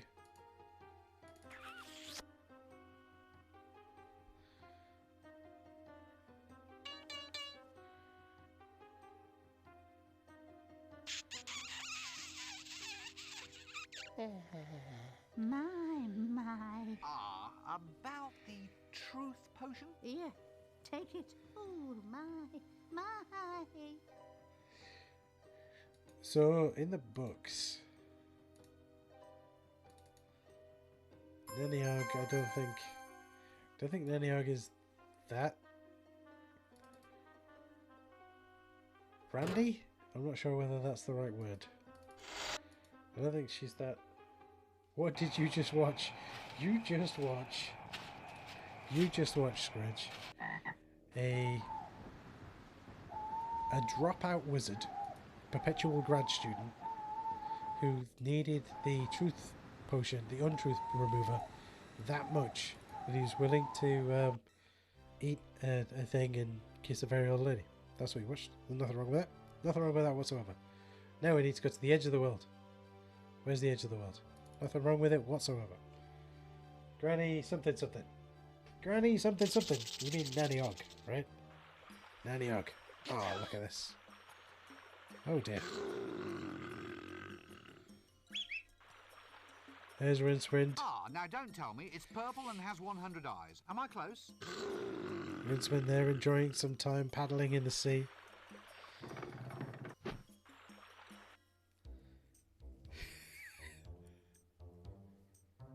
Hey, who turned out the lights? Well, at least it's nice and warm and soft out here. How do I get out of this place? No, forget that last statement. How do I get to stay here?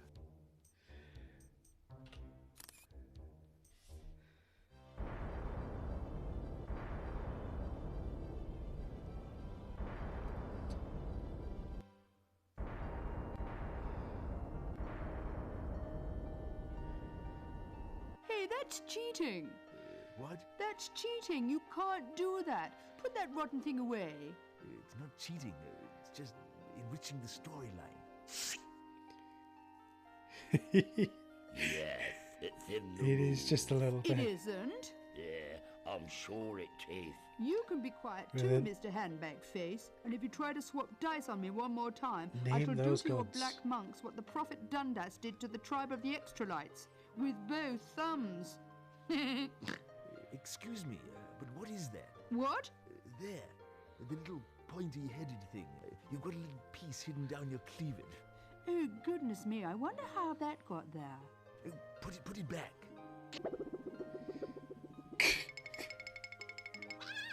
Yes, I haven't had any fun with that one yet. Wait till it meets my monk this time. That doesn't sound Just wrong get at all. on with the game. He's going to meet my monk.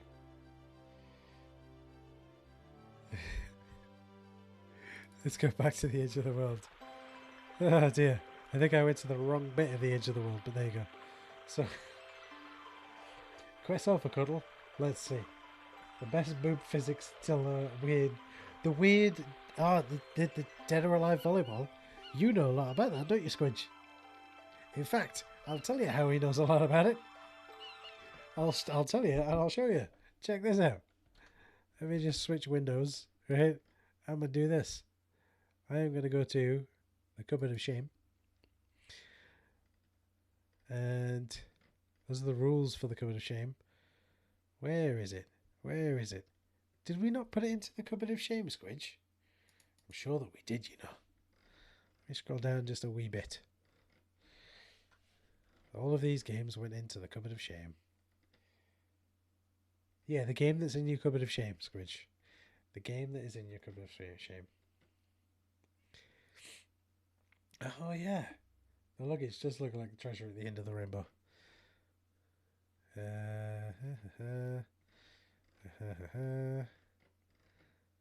Did we not? We did. We mentioned it. We mentioned it. Anyway. Who can name those gods?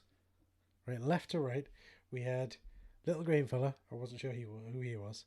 Then it was Offla. Then it was Fate. Then it was the lady whom you should never mention her name. And then it was Blind Io. Where's the mouse button? Okay. It's dark out here. You're right, look. Look at where luggage is. It looks like the treasure at the end of the rainbow. But what we're going to do... See... Your favourite god is Nuggin. As in... a abomination unto Nuggin. Nuggin, the thing that abolishes everything. I think you and I may have the wrong description of the word god there, Devin. But also, hey there, Devin. How are you?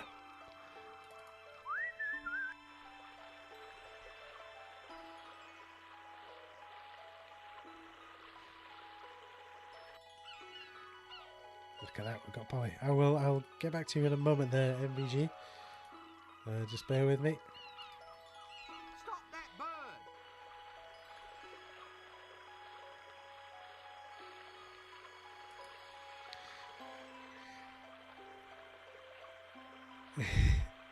I dislike interacting with real life people sometimes. We are about to do something that I don't condone.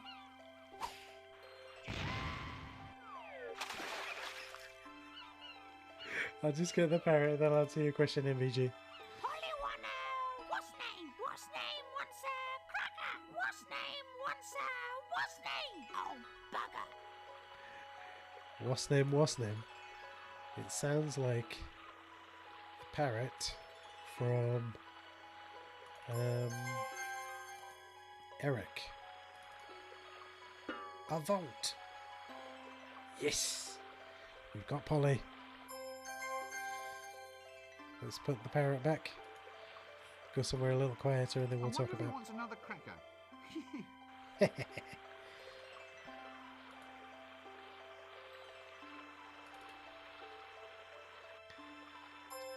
get all the things we need from here.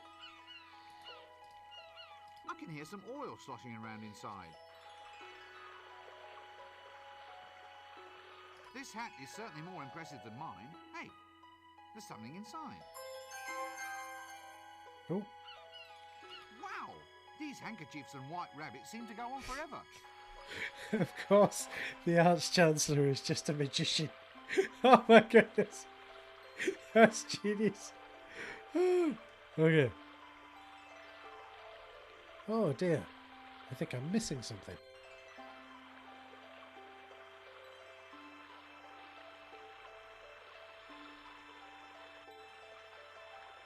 Indeed, I'm missing something.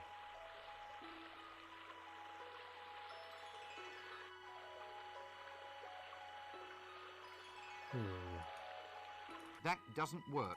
Nope, okay. That doesn't work. Oh dear. Well, I'm missing something.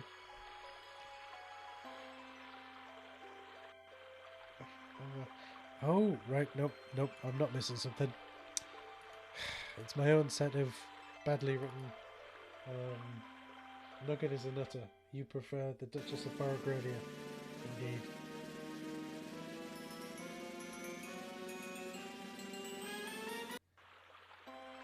Okay. The chain of handkerchiefs. Guess where we're going?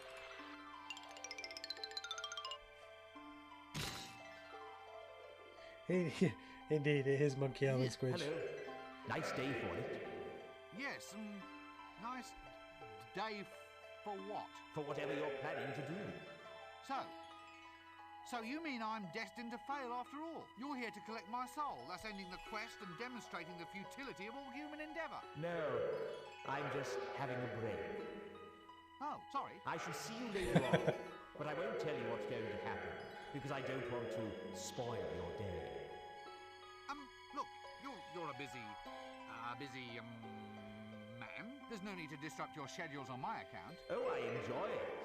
See you at the city square, then. Oops. Sorry, it slipped out. Forget I said it. And we're on the Great Atuin. Great Atuin is referred to as an it as opposed to a he or a she, simply because its sex is undetermined.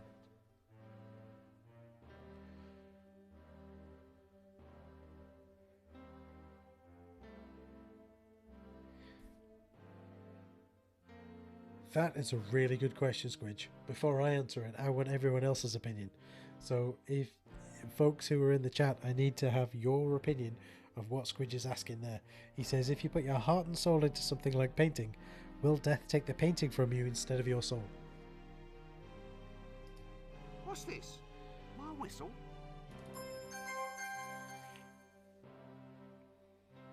I wonder what they eat.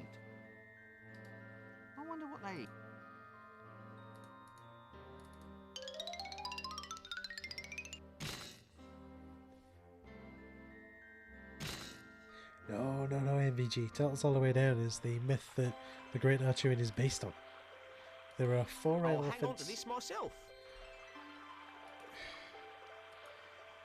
It's a shame that they had to re-record some of the dialogue. Before we get to Ankh-Morpork, I'm going to answer MVG's question, right? So we're close to Ankh-Morpork. So, MVG, you asked a very good question.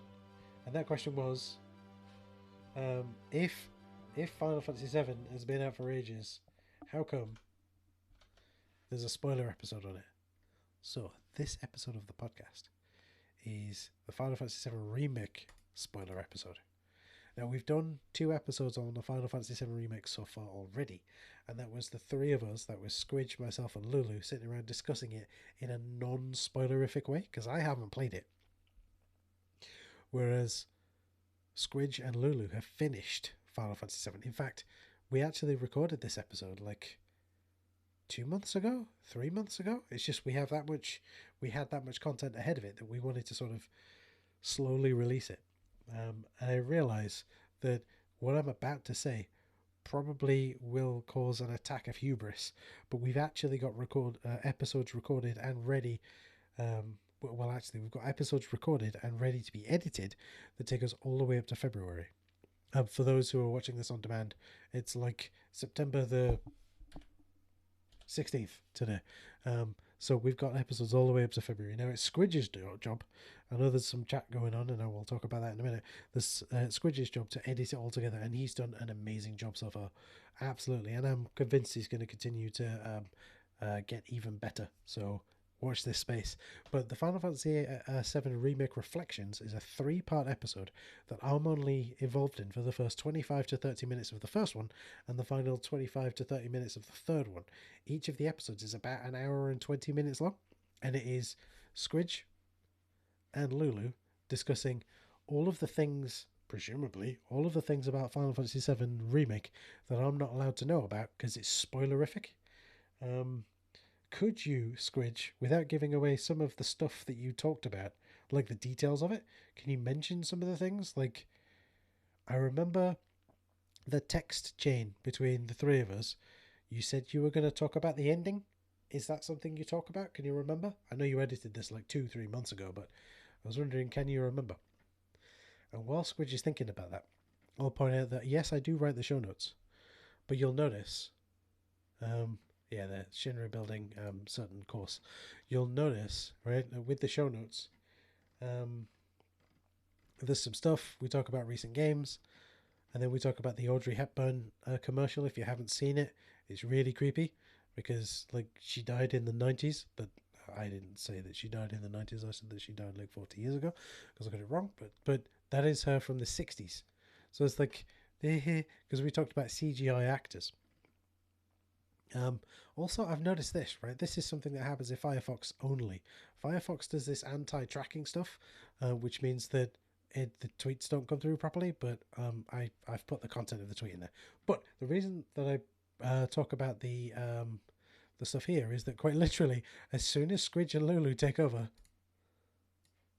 that's the end of the show notes, because that's it, right? So 36 minutes into the first episode, Squidge and Lulu take over, and I'm out. And I don't come back until the end of the third part, which is out in 2 weeks' time as of the date of doing this live stream. And we do talk about FF7, FF, the Spirits Within. And yeah, so I would definitely check that out.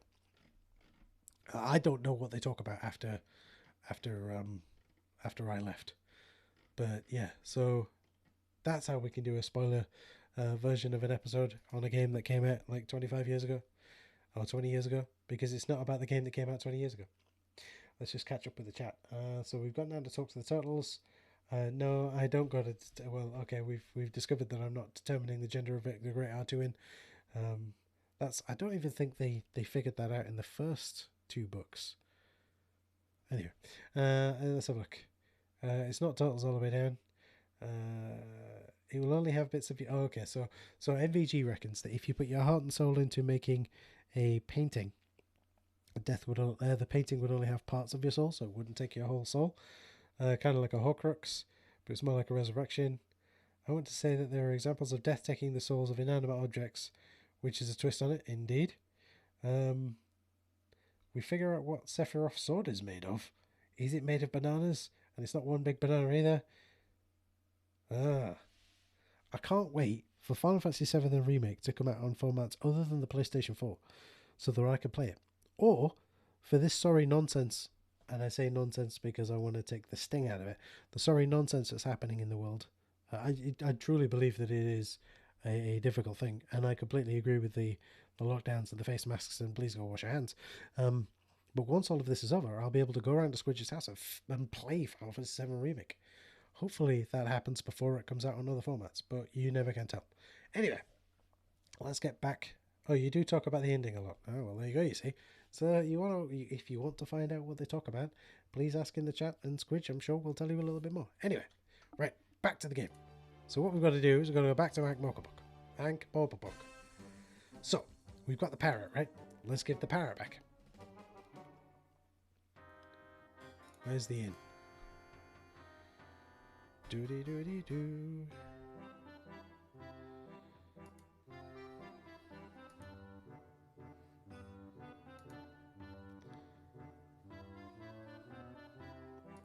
I like the lines that were dubbed after the fact that aren't Eric Idle, with someone not even trying to be Eric Idle.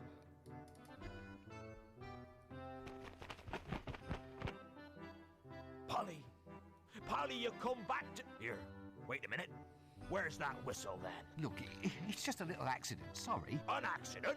My whistle? It just sort of fell off the world. Anyway, I got your parrot back. But my whistle! My handcrafted Uplander parrot calling whistle! My mother gave that to me! Oh, how can I concentrate now that I know the last keepsake of my old dead mother has gone from the world? Right, I'll go fetch That's the it, whistle dude. then, shall Keep I? piling on the guilt. Don't want to say too much about it, as not to spoil it for Jake. Well, why don't you, Squidge, right? If someone is really interested, like if MVG's interested, you can, in Twitch, start a whisper. Oh, how can I repay you? Maybe you Just can tell me chat how in to the get a whispers. tattoo. Go to the barber shop, of course. Okay.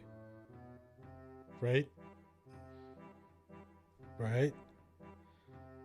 So that's how we go to the barber shop to get a tattoo. Absolutely.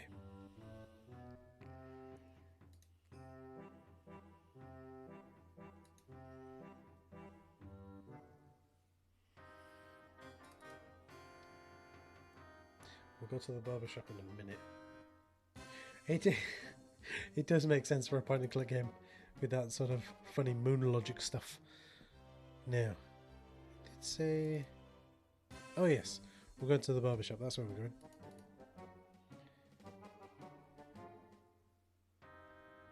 I only play point and mumble games. Oh dear. Oh no, we should have gone to the square. That's where we need to go. We will go to the barber shop in a minute, but we need to go see the psychiatrist first. How do they pronounce it? Psychiatrist. Psychiatrist. That's it. Oh.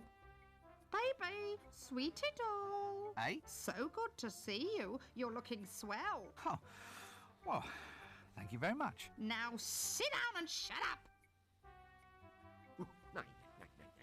With feeling. Oh, this is terrible. Next, if I need a monkey, I'll let you know. Attack of the 50-foot dwarf. That should be a hit. Baby, sweetie doll. So good to see you. You're looking... Oh. Now... Attack of the 50-foot dwarf. That should be a hit with the trolls. Hello again. You're the troll, right? Flint. Eh? My name's Flint. My manager picked it for me. He thought it was more suave name for the clickies. If you want to audition these days, you gotta be suave. Ah, pieces of 8, pieces of 8. Luke, I am your father. It's not got any better, has it? Not really, but just think of all the savings they could make on hiring extras. What sort of role are you looking for? A hero. That's why I've grown the moustache. You have to have a black moustache if you're going to be a hero. That moustache is made out of lichen, isn't it? Well, I was in a hurry. Anyway, I don't grow beard bits very well. Good grief, what is going on here? So, this was the Discworld producers, i.e. Greg Barnett, hinting at the fact that... Baby, sweetie doll. Hey? So good to see you. You're looking swell. Oh, well, thank you very much. Now sit down and shut up. telegraphing the fact that they were going to make a sequel and it was going to be about the Flickies. I'm going to be a star, you know. Sorry? I'm auditioning. It's for the star role in the new clicky Trolls Prefer Blondes. It's terribly modern. Why has your bust line gotten bigger? Silicone implants, I think they're called. Silicone? Yes. Some cone-shaped bits chipped off that insane troll beside me. I stuffed them down my front. My agent thought it would be a good idea. You're keeping abreast of the competition, so to speak. So, how did you get an audition? Just stay in line like me. It's ever so much fun. I'm terribly excited about this casting couch idea. Really? Yes. Got a lot of fishing. I think I need a good lie down. Oh, do you want to go on the couch as well? Not if I can possibly avoid it, no. Oh, so would you like my autograph? You what? Well, it's like a name on a bit of paper. My agent Otto thought it up. See? Autograph. He says it'll be worth a lot of money one day. Really? Oh, yes, especially if you use expensive paper. If you bring me something to write on, I can give one to you. That's very considerate of you.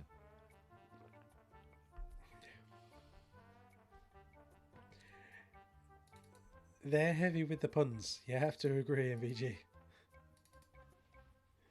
Steady on indeed. Next! Next! Oh dear. Didn't do it quick enough.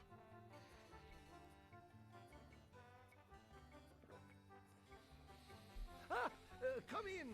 So, you want to play a hero, yeah? A hero? Well, this is to be a hero's role.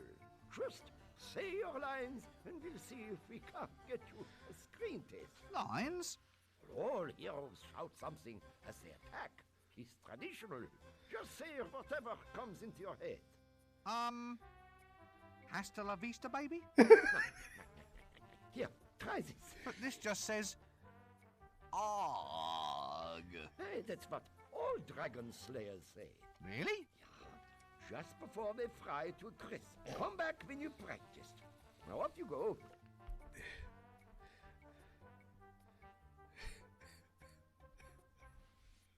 It's so good. They were clearly telegraphing that they were going to make a sequel, and that the sequel would be all about the Clickies. Let's put the book away because we've got that. Excuse me. Oh dear. Ah, And indeed, Squidge with the call of his people. Have you all seen that? It's awesome. Let me see if I can show you what it is. It's blue tacked to the wall. Because how cool is that? It's a poster that Squidge got me. The original box art of the first Streets of Rage game. I'm trying to put it back. Exactly in the same place. It's not going to come out straight. There you go. That'll do. Right, okay. So what we're going to do... I know, right? Nice! Everyone should have a Squidge in their life, as it were. Right, I've got to go to the right here. I'm going to talk to the lovable street starfish. I have absolutely no desire to talk to that person at this time. Oh, fair enough. Really?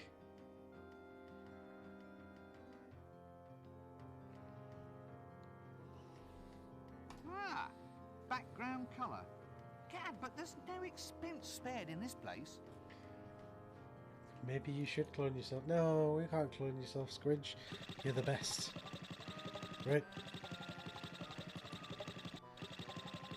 Let's cause some absolute mayhem.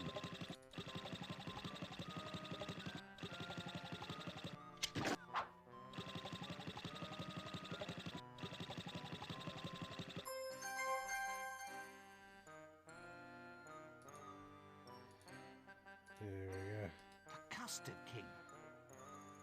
A bit, well, messy. The Custard King. This has to be the second biggest, stretchiest object I've seen today. What was the biggest? The first biggest, stretchiest object that he's seen today?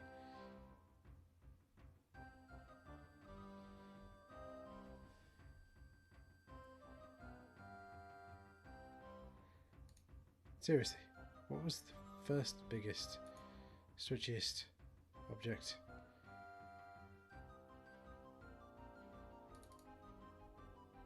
Indeed, that was the silly cone.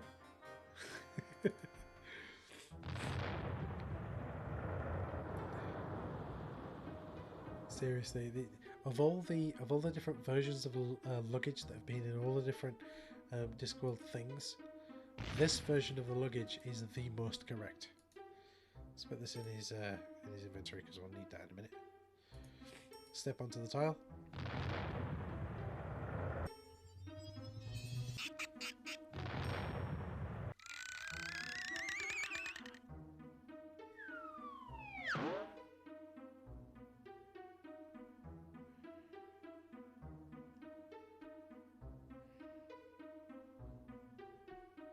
Okay. This game is so full of ridiculous things to do. Right? As you can see here, what they've done is they've taken the ladder that fell down before and they've repaired it by putting this cloth onto it. So what we're going to do is we're going to cut the cloth off. Cloth off.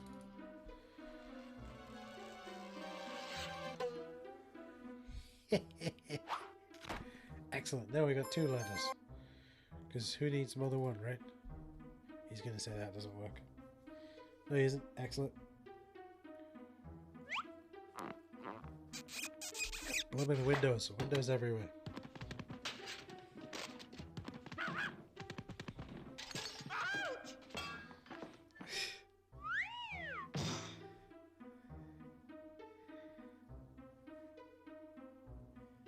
Is that another one of your step ladders? Oy vey. The other one is indeed my step ladder because it's not my real ladder. Get it? It's the best fuzzy impersonation you're gonna get. Impressionation. Wow.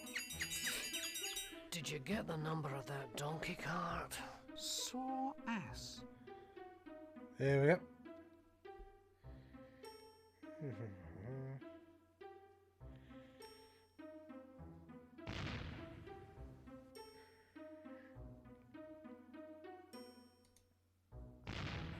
We need this. Sorry, it's because I know this bit's quite complex, so I've got it written down vaguely what I have to do because it's quite complex.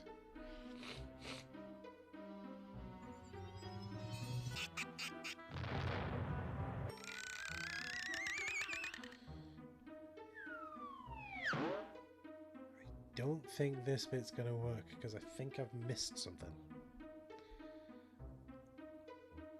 Excuse me.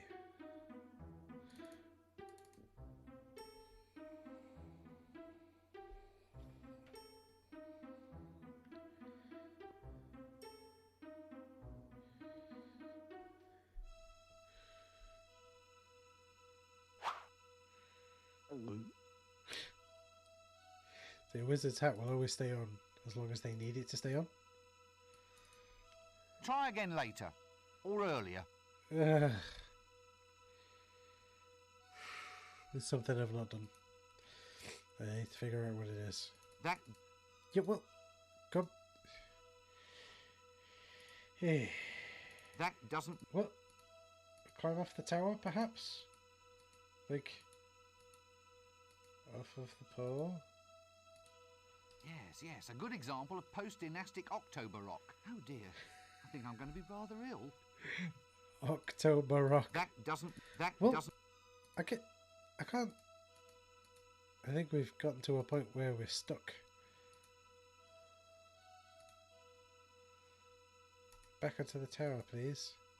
There we go.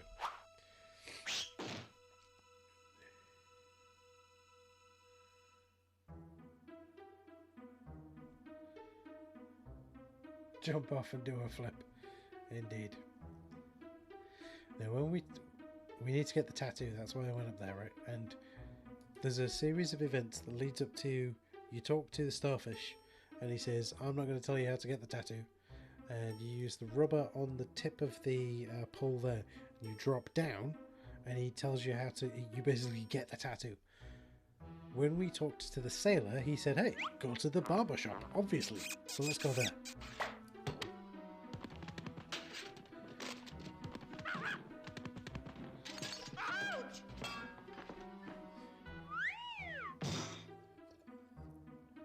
Okay, let's go to the barber shop. Maybe that's where I've got to go.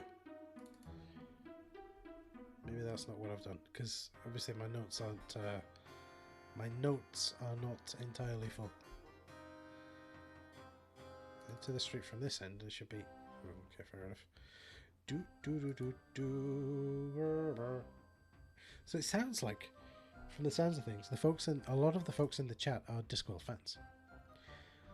So my question to you is, which is the best Discworld book and why is it Nightwatch?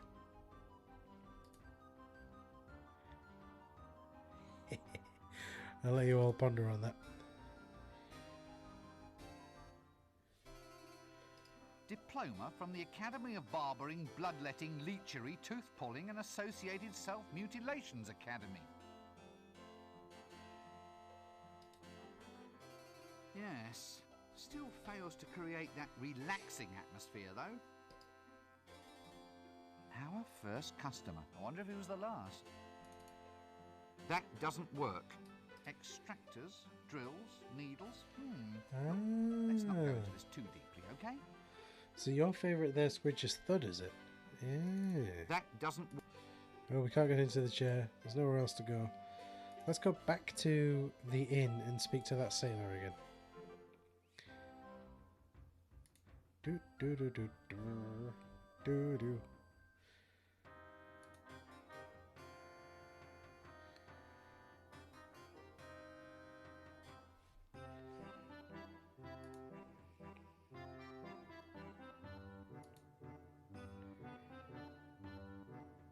I have absolutely no desire to talk to that person at this time.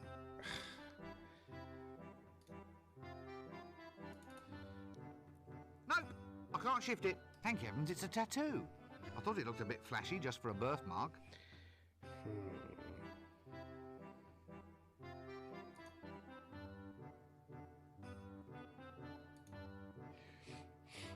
I think you're right there, MVG. Like, if you look at the storyline for Nightwatch, and spoilers for Nightwatch, I'm about to discuss some of the parts of it, there is some timey-wimey wibbly-wobbliness.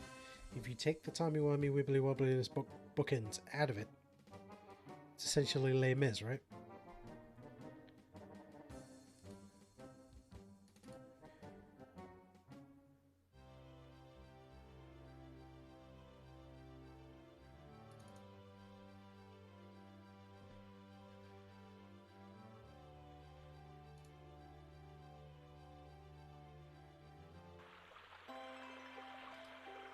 Ooh, pretty. Handy for holding the coconuts up out of reach and thus providing me with yet another little problem to solve.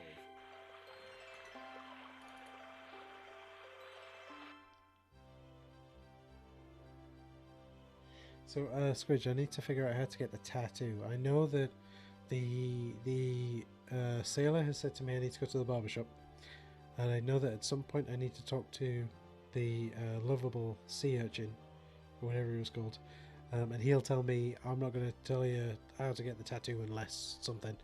Then I know that you have to attach the rubber band to the tip of the tower and bounce down, but there's a bit in the middle that I haven't done. Oh, absolutely, yeah. Most of the Discworld books are parodies of some famous book. Weird Sisters, right? The title of Weird Sisters in German is Macbest. Just in case you didn't know that Weird Sisters was essentially Macbeth, right?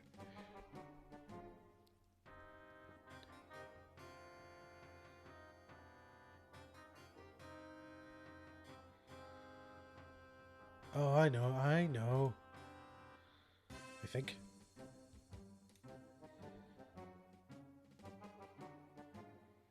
You haven't read Weird Sisters? Well, I essentially just told you what it is. Yeah, Weird Sisters with a Y. I'm not sure why. Just it is. I guess. Because?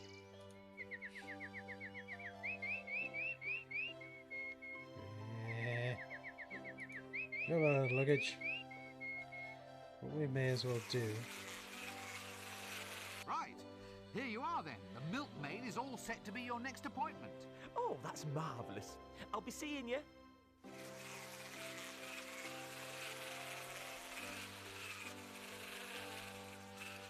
I like the idea that they agreed. Like great reads, right? Anyway, let's just do that and get that bit over with.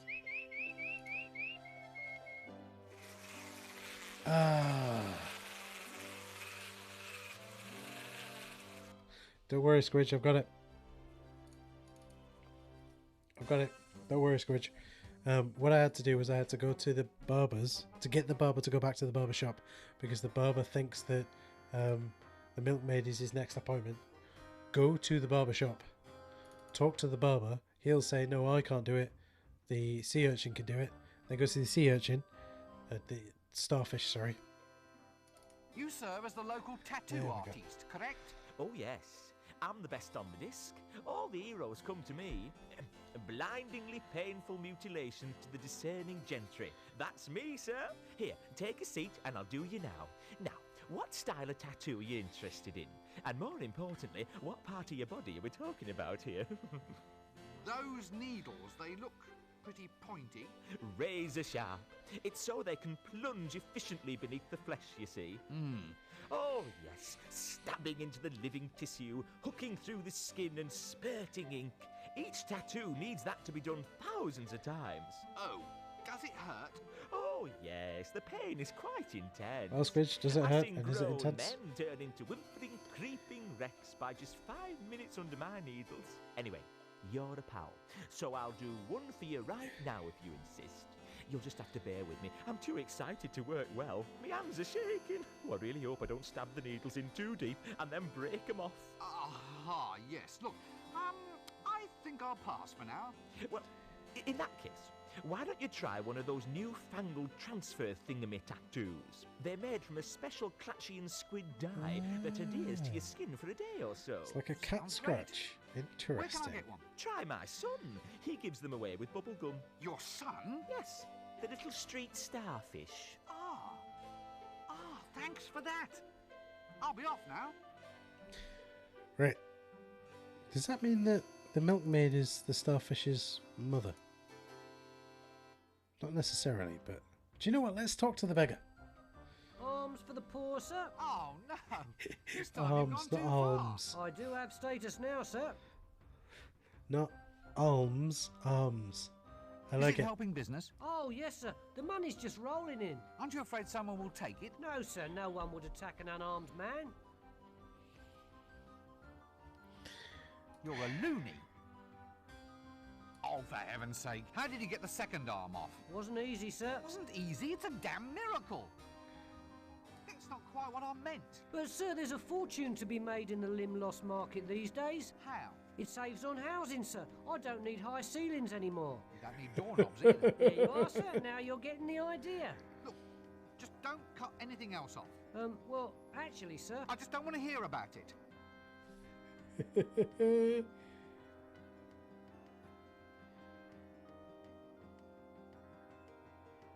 Right, you are then.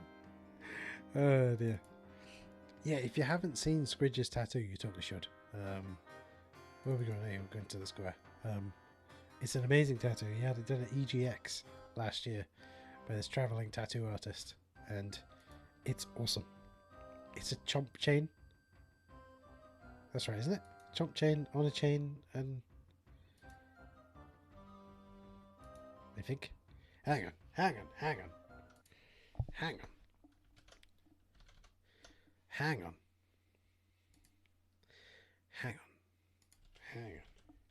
Let's just show you it. Except it won't show up in here because chomp chain and a blue flower. Right. No, it wasn't that one. Was it that one? Nope, it wasn't that one.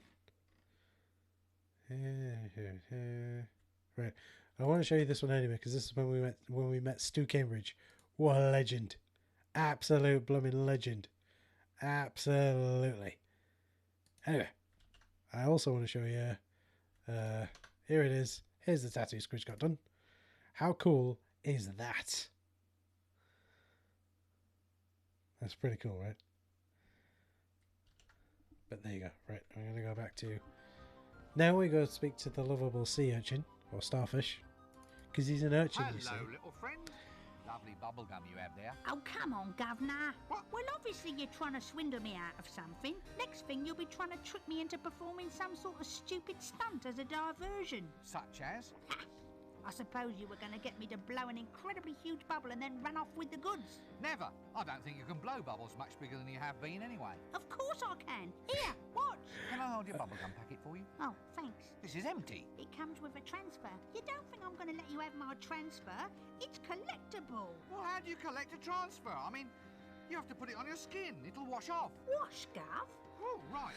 Sorry, I used bad language. Tell me again about the attractions of being a lovable street life stereotype. I'm class background colour, I am, sir. You're about to die. Just give me the damn transfer. Ha! Come and get it, pencil head.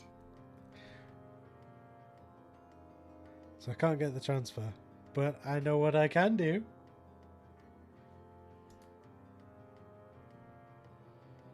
Interesting. Interesting point there, MBG. Firefox on Linux blocks the tweets from showing up. Did it? There probably is a setting somewhere, and I've probably... How do I get to it? There it is. You're right, there probably is a setting somewhere. I've probably gone overboard with the... I've kept it in his inventory. I've probably gone overboard by setting up the security on my computer. But yeah, maybe I should revisit all of the settings in my Firefox instance. It might be because it's a... Maybe because it's a snap, or because it came from the Pop OS software repository rather than the Debian one. I don't know. We're talking Linux right now, and you know, Squidge is like, hey, he knows what it is. He'll be telling you about breakpoints and all sorts of exception handling soon. He's proper smart, is our Squidge. Picked it all up to the tip, as it were. Now we can do this. There we go.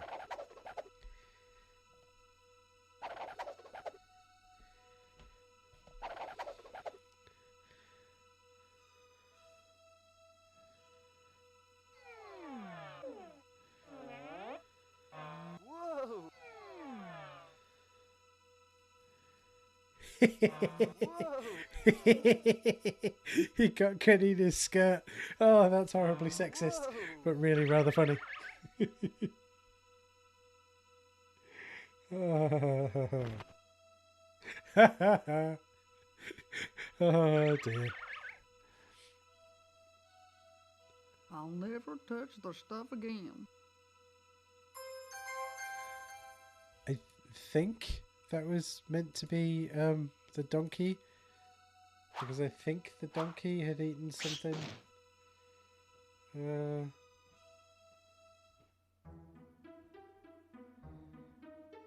But yeah, don't know. Anyway, I've got the transfer.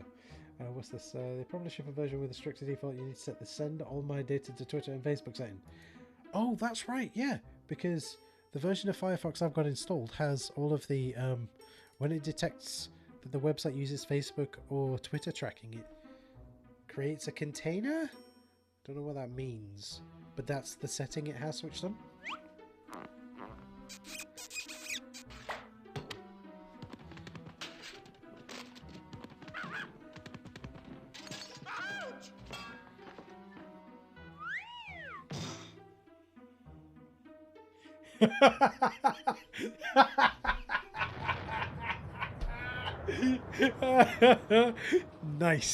Nice, Squidge.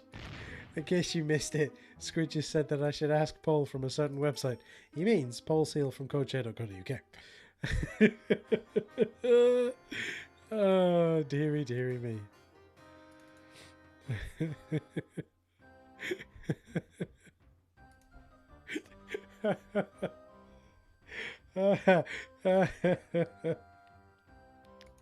Do me a favour, Squidge. Send out a tweet with that in it. That's genius. Right, we're about to do something horrible to the donkey. That doesn't work. This is what comes of holding low aspirations.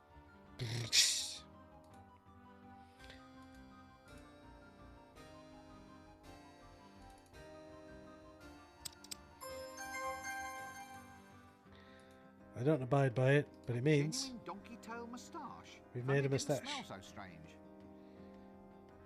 Right. And now we're going to go back to the broken drum. And we're going to get the drink. All of that ass hair, ass hat more like. It's probably got us taken down from YouTube, but there you go. So we've got to go back to the broken drum / mended drum, and finally we can ask for the drink. It was over here, wasn't it? There it is.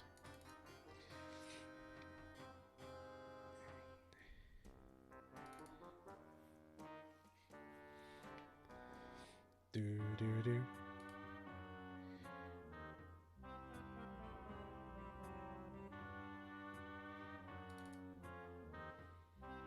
No way. One drink per act is enough for me. We got the tankard, I think, didn't we? That's the glass. Got the tankard. Excellent. I like that. One drink per act. This game is so self-aware. It's not even funny.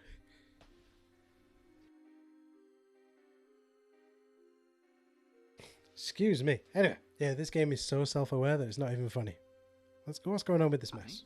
I never knew mice could knock their knees. Oh, did you get the number of that donkey cart? Anyway.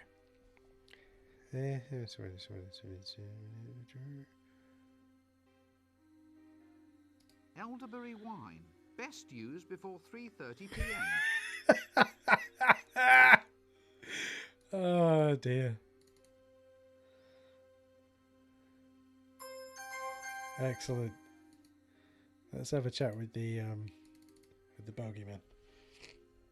Hello again. So, how did we do? Well, he put up quite a fight, but I think I finally got him. A terrible fight? Well, yes, quite ferocious. Ferocious? How? How does a half-starved rodent of the order Mus domesticus manage to almost overpower a full-grown bogeyman? He squeaked at me. Squeaked? Just squeaked? Well, it was the way he squeaked. Puts the wind up you know.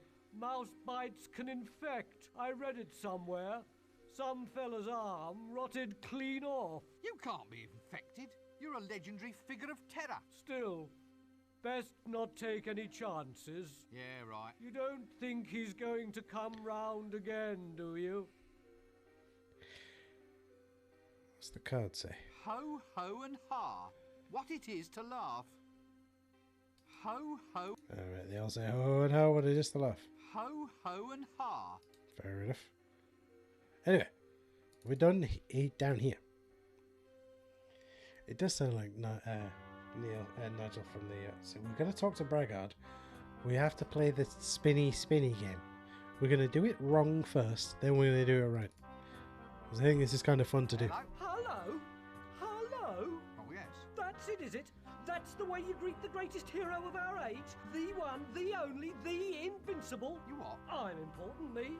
I can't just go around answering any old greeting, you know? Well, how would you prefer I greet you then? Well, shoving a pint in my hand would be nice. I'm Fleabart the Incredible.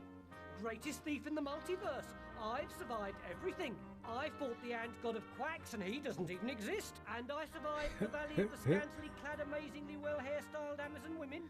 I've even escaped from the Temple of That's the Opera, second time from somebody which said no that. other man has returned in fewer than 3 pieces. I don't believe a word of this. Huh? Huh? You dare to doubt the greatest But the hero previous of our person had age? said that they'd I'm known survived. all up and down the river, I am. The scantily clad Amazonian women said that they had very good nails. You have to watch out for all the goiters and the yaws. Yours? What's yours? Mine's another pint, thanks. Then there was the time I both blah. Parky, a drink.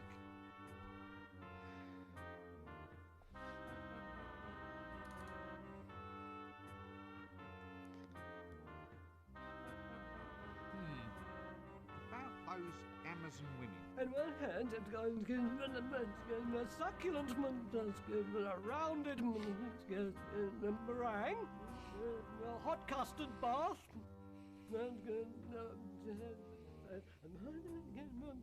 wild slithering, clawing at my... And then we had some tea. That's the second person who said that as well. So there's 2 people who've said that they survived the attack of the blah blah blah Amazon women with and then this guy says the immaculate hair. The previous guy had said immaculate nails, and they used the same set of lines. But anyway, that was the bad way to do it. We're gonna do it the good way. What we need to do: take the picture of the octopus and the picture of the sheep. A nicely framed imp-stomatic picture, even if I say so myself. Aha! It even catches the coy little glint in her eyes. So we've done that. Take the nail.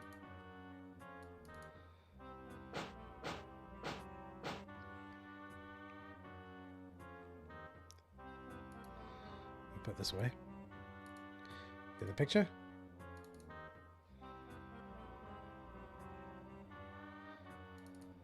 No way. 1 drink per act is enough for me. Hello? Hello? Hello? Oh, yes. That's it, is it? That's the way you greet the greatest hero of our age? The one, the only, the invincible? You what? I'm important, me. I can't just go around answering any old greeting, you know? Well, how would you prefer I greet you then? Well, shoving a pint in my hand would be nice. I'm Fleabart the Incredible. Greatest thief in the multiverse. I've survived everything. I fought the ant god of quacks and he doesn't even exist. And I survived the valley of the scantily clad, amazingly well hairstyled Amazon women. I've even escaped from the Temple of Opera, from which no other man has returned in fewer than 3 pieces. I don't believe a word of this. Huh? Huh? You dare to doubt the greatest hero of our age? I'm known all up and down the river, I am. The river? Yeah. The River Ank? Isn't that a little dangerous? You have to watch out for all the goiters and the yaws. Yours? What's yours? Mine's another pint, thanks. It's a really good point, Devin. I both blah. Why would the sheep look all coy? A drink. Right, now...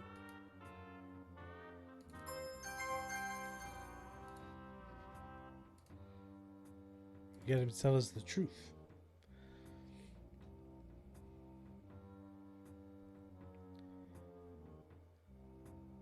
Egad, look.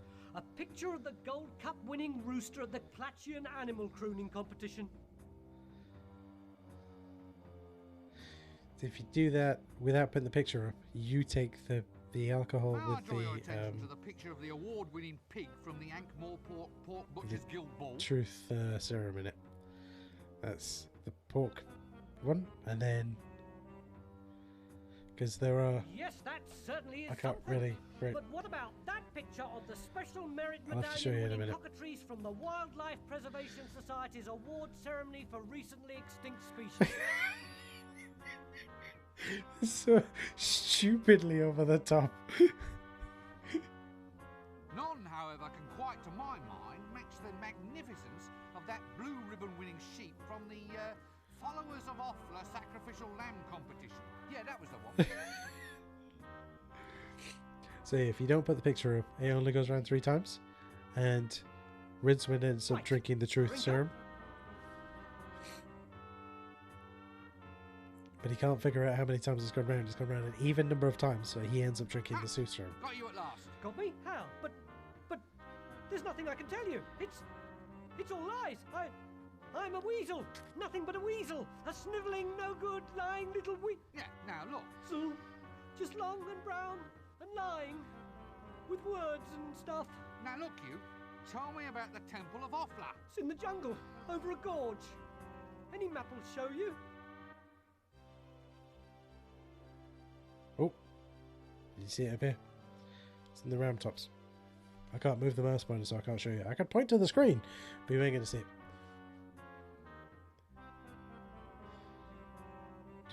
So yeah, it's like there's a picture here, picture there, and a picture there, which you don't find out until later. There, right? Okay, so we've done that. We're now done in the Broken Drum. He could be part Kiwi. I'm not sure of the. I'm not sure of the context of that, but I'll agree. Let's agree. Okay. Now we're going to go to the mines. Remember, we wanted the elderberry wine to give to the dwarf smith, and for the benefit of MVG and Devin Goebel, I'm going to talk to the first. I'm going to talk to the first dwarf again, and hopefully it'll play the same dialogue tree. So we're going to go to the mine, where all of the dwarf miners all speak with a Welsh accent. I'm also going to look at the ram top shoosie. Lo, behold the majesty of those tall, pointy stone things. There you go, you see.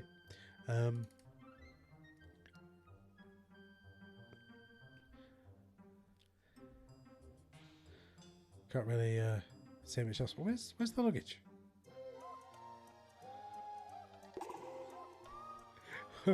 Okay.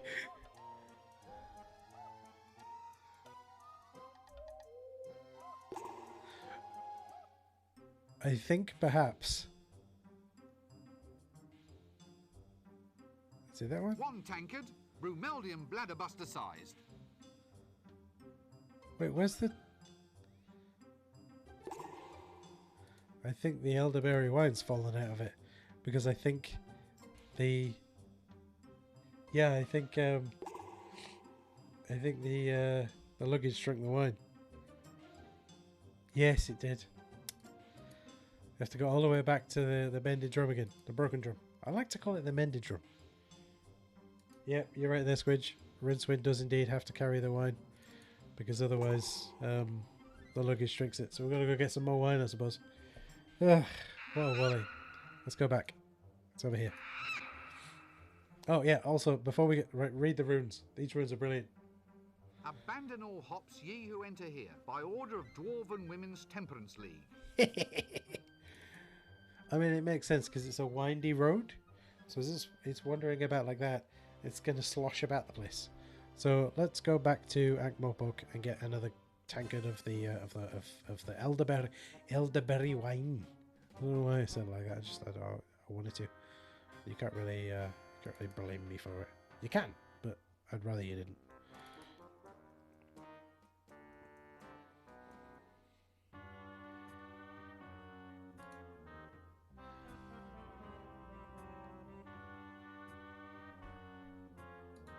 That's a really good point, Devin. But I think that because this game came out during the time of Gods, it was before the idea of dwarves not having a gender. Oh, I need to put the rubber belt away. Swap. Excuse me. Yeah, I think this came out before the idea of dwarves not really having a gender per se. I think that's why. I mean, please correct me if I'm wrong, but I think that's it, because dwarves don't really have a gender until Men-at-Arms, when it becomes important for dwarves to talk about their gender politics.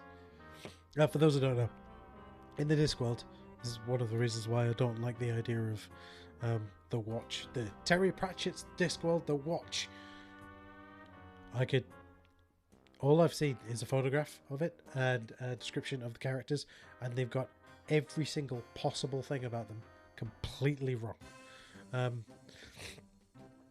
The actor playing Corporal Carrot, he's meant to be a dwarf, but he's meant to be a human who was raised among dwarves and has the shape of a carrot and ginger hair. That's why he's called Carrot. Problem is, he's shorter than the majority of the cast, and he gets trained by Angua. Now, if you read the books, Angua is the person who gets trained by Carrot. Okay, they flip that round. It'll be interesting. One of the members of the Watch is a dwarf called Cherie, or rather she starts as Cherry and then changes her name to Cherie when she decides that she's a woman, because that's how it works with dwarves. Neither of you have a gender because there's no point in talking about gender until it's important. And even then, figuring out once you're married if either of you are opposite sex or the same sex, that's something that happens behind closed doors related to the dwarves themselves. So gender doesn't enter into their entire existence. There's no point in discussing it. And so what they've done is they've hired a trans actor to play the dwarf, Cherie, completely undermining the whole point of the character. Anyway,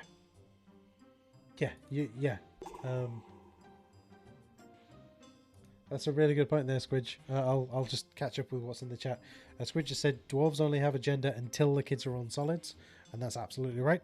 And Devin says, I saw the same photo and had the same reaction. Dwarf courtships are very cautious and awkward. Indeed they are.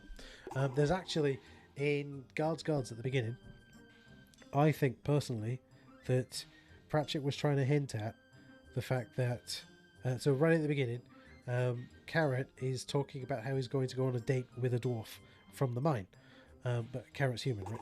And I think there's supposed to be some kind of, not really a joke, but a subtle point about the fact that Carrot is human and male, and therefore his ability, as it were, to roll with the punches with dwarfs in the way that they do with their gender fluidity. I think there's a point about the reason why, one of the two reasons why Carrot gets sent to the city is, one is so that he can be amongst his own people and to grow as a person. And the other reason is because it's only really hinted at very subtly that the person that he wants to go on a date with must be at the point in their life where they identify as male, and for some reason his adopted father doesn't want that to happen. It's very, very subtle. It's in a throwaway sentence. There's talk about an embarrassing situation, but yeah, go reread it. Anyway, we're going to talk to Dwarven Smith and get the conversation tray again, because it was quite a funny joke. Excuse me, are you a Dwarven Smith? No, I'm Dwarven Llewellyn. Dwarven Smith is over there.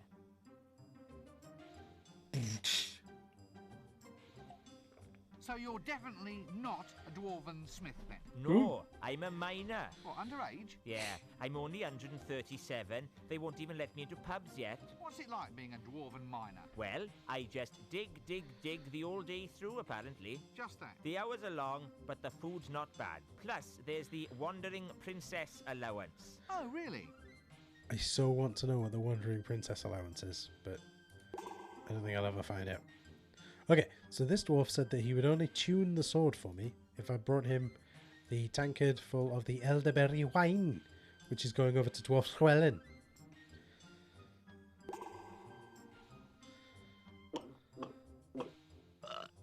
Except it didn't. I don't think they do make a hi-ho joke. You're right. But they also should have done. There isn't mention of the gold song either. What is it?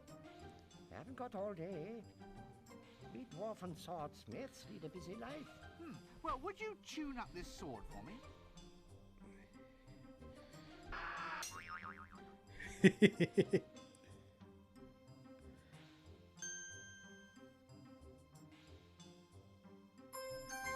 Why, thank you very much, Mr. Dwarf. You're very welcome, Musy. Oh yes, boy. Oh. Right. So we've done the bit in the mine. Now we're going to go to the gorge. Go over to see Offler. And then we're nearly at the end of Act 3. Ooh.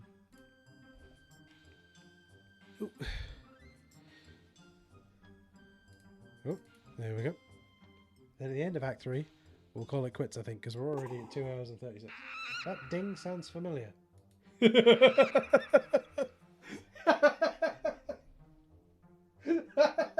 He's rolling deep with the tabs and spaces jokes.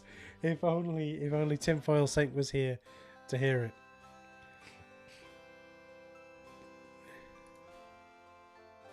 We meet once again, wormling. Oh, no! Yes, 'tis I. Prepare to meet thy doom. Stop! What's huge and purple and has 100 eyes? My mother. With perhaps 97 extra eyes. 97? Yeah. Good old mum. Huh. Well, that sort of takes the effect out of that one. Now, have at you.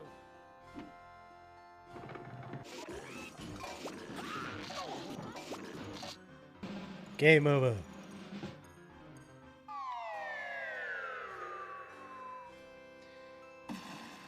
Oh, look! Little dots. Little dots with scales and big long tails. That was totally not Eric Idle again. Just the luggage to save Rincewind by eating them.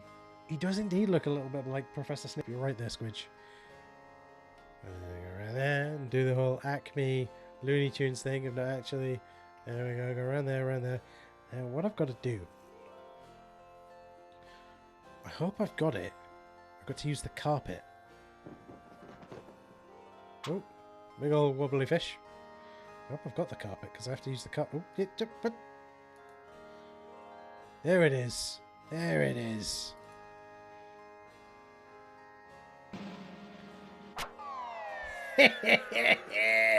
LOL. Got him. Get off! No! No! Respect! Respect! I talk to your god! Respect, I say!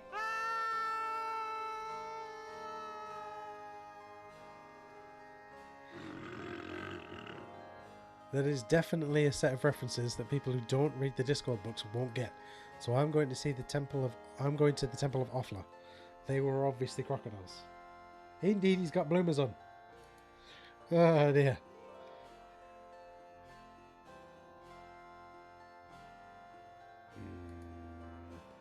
That's clearly a. Oh. Let's take that bandana because we need that. Put that in here. Have we got anything on Rincewind's person? No, good. Temple Restoration Fund. Leave valuables here before entering. I don't like the sound of this. A hat and a whip. So that's what happened to him. Oh dear. Oh dear. I love that reference. Yeah.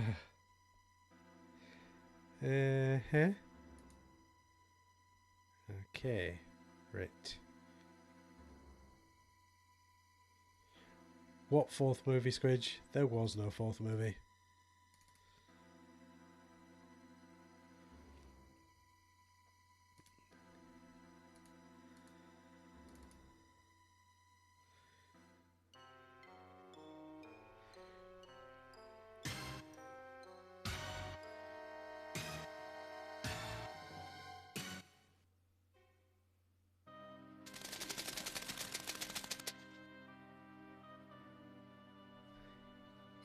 He's got the arrows sticking out of him. Oh dear.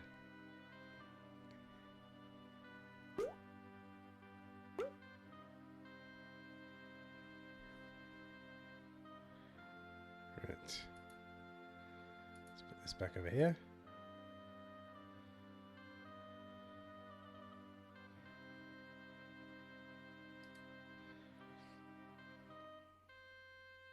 Well, if that thing's supposed to be the size of a pigeon's egg, I'd hate to see the pigeon. This all seems hauntingly familiar. Well, it's either sand or yet another victim.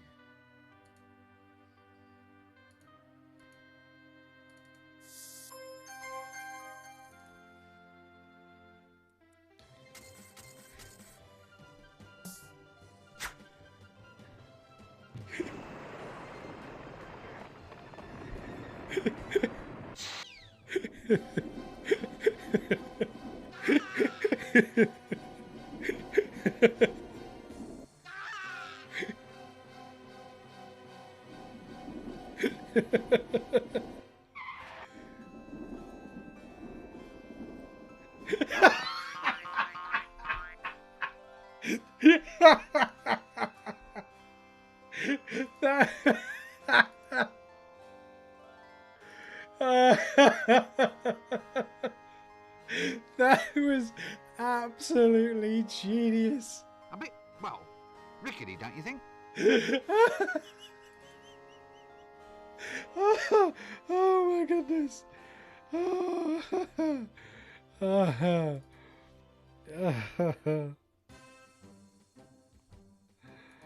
Oh dear. Now we've got to go to the library. We're about to finish Act 4. And I kind of don't want to. I want to relive that moment. I'm so glad this got streamed because then I can re-watch it later. Oh dear. That was genius. Oh my goodness. What, we're 2 hours and 40 minutes for that bit. I'll try and remember that.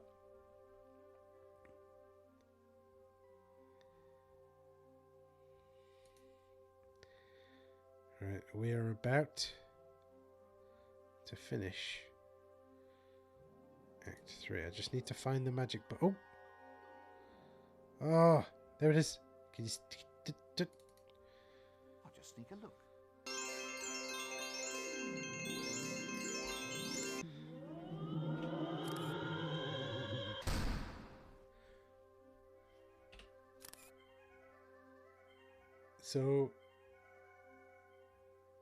So the... Let's get the... Good grief! I've been read by a book. Sturcus Mortuus. No, I won't say it. I won't, at least not until I need to. So, The Colour of Magic has a section in it towards the beginning where Rincewind reads a magic spell and it embeds into his head. And quite literally, I wasn't quick enough with the clipping.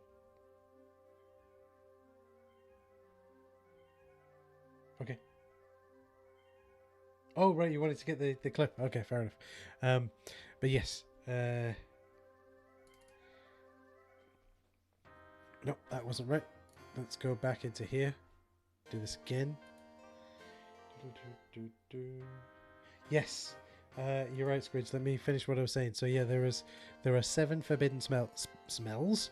There are indeed 7 forbidden smells, and there's probably more actually.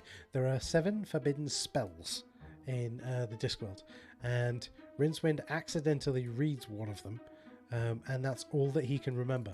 That's why he's such a terrible wizard.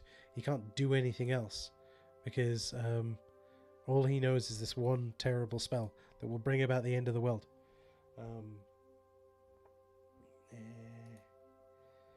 Is it this one? No, it's that way. Yes? Is that where I need to go? Where do I need to go?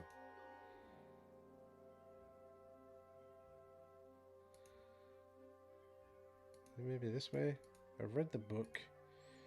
And I need to...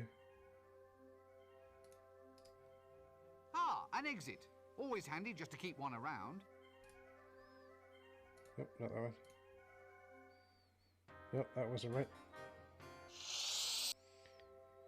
Maybe it's out this way. Ye illustrious tome of levitation. Oh yes, that's levitating, all right. I feel like perhaps it's this way.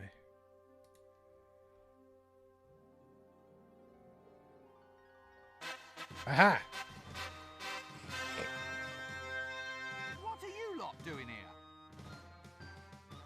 Us? Nothing. Yes, you are. You're all here waiting for something. Programs, get your souvenir programs. Only 1 penny each, and I'm cutting my own throat. What's that lady doing? Did you lashed to spot that Terry box? Pratchett? Reserved seat. Over on the right there? You said nothing was going on. Well, it isn't. But if anything does happen, then she's got a front row seat. Help! She said help. No, she didn't. She said whelp. She's calling for puppies. Give me one of those damn programs. Opening act, grand fanfare and dancing girls. The amazing Bendable sisters will perform amusing novelty acts. Should be worth seeing. Yeah, it's Terry. When it cuts over to Nanny on the far right, Terry Pratchett. He's the mighty dragon. Main attraction hero roast. Sausage sizzle to follow. If wet, in the town hall. Help! Don't worry. We're There pretty is certain a over there. hero's going to turn up. Where? When? Are you sure? Oh, there's no stopping the buggers. That's what we're here for. And if it doesn't work out, there's always the sausages. Well, now that dragon can meet its doom at last. Little did it expect that it would meet up with a true hero. Oh, a hero? Who? Me. So you found all the bits you need then? Yes, now I finally have the power. I'm a hero at last.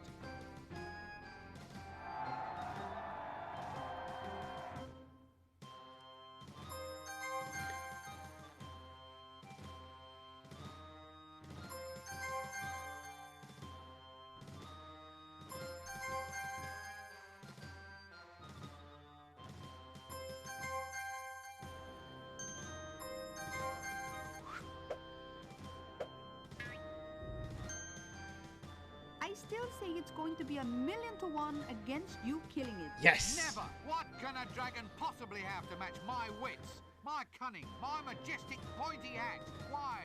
The creature's nothing but a lizard with big ideas. Just a scaly, bloated, cowardly...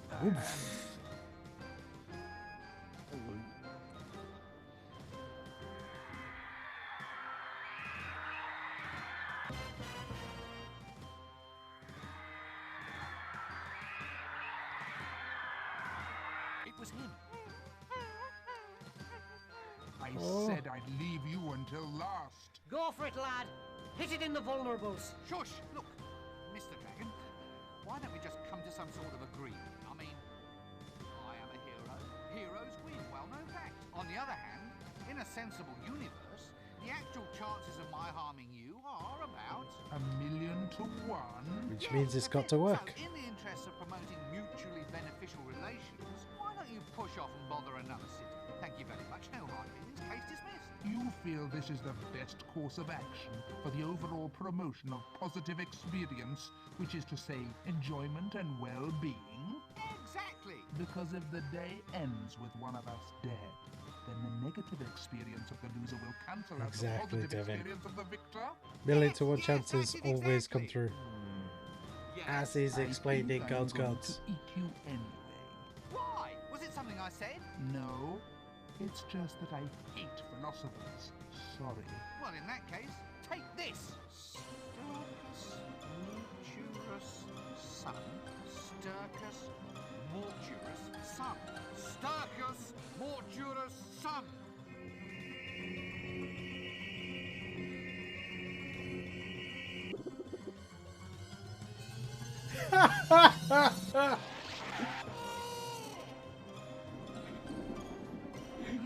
Missed me by that much.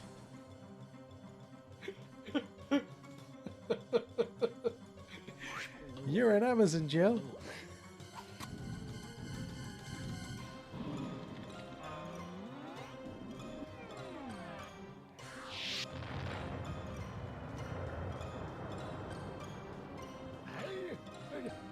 No. How did he survive that? Well, that was 1 chance in 1,000,000. Right, that's it. I've had enough of you. What happened to the philosophy? I'll give you something to think about. I'll be here. I'll be back. You want stars? A bad line. I'll give you stars.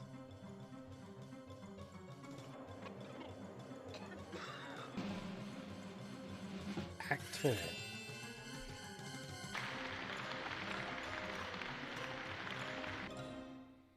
So, what we'll do is we'll leave it there, folks. I'm going to do a whole teasy horribleness because there is really not that much left of the game.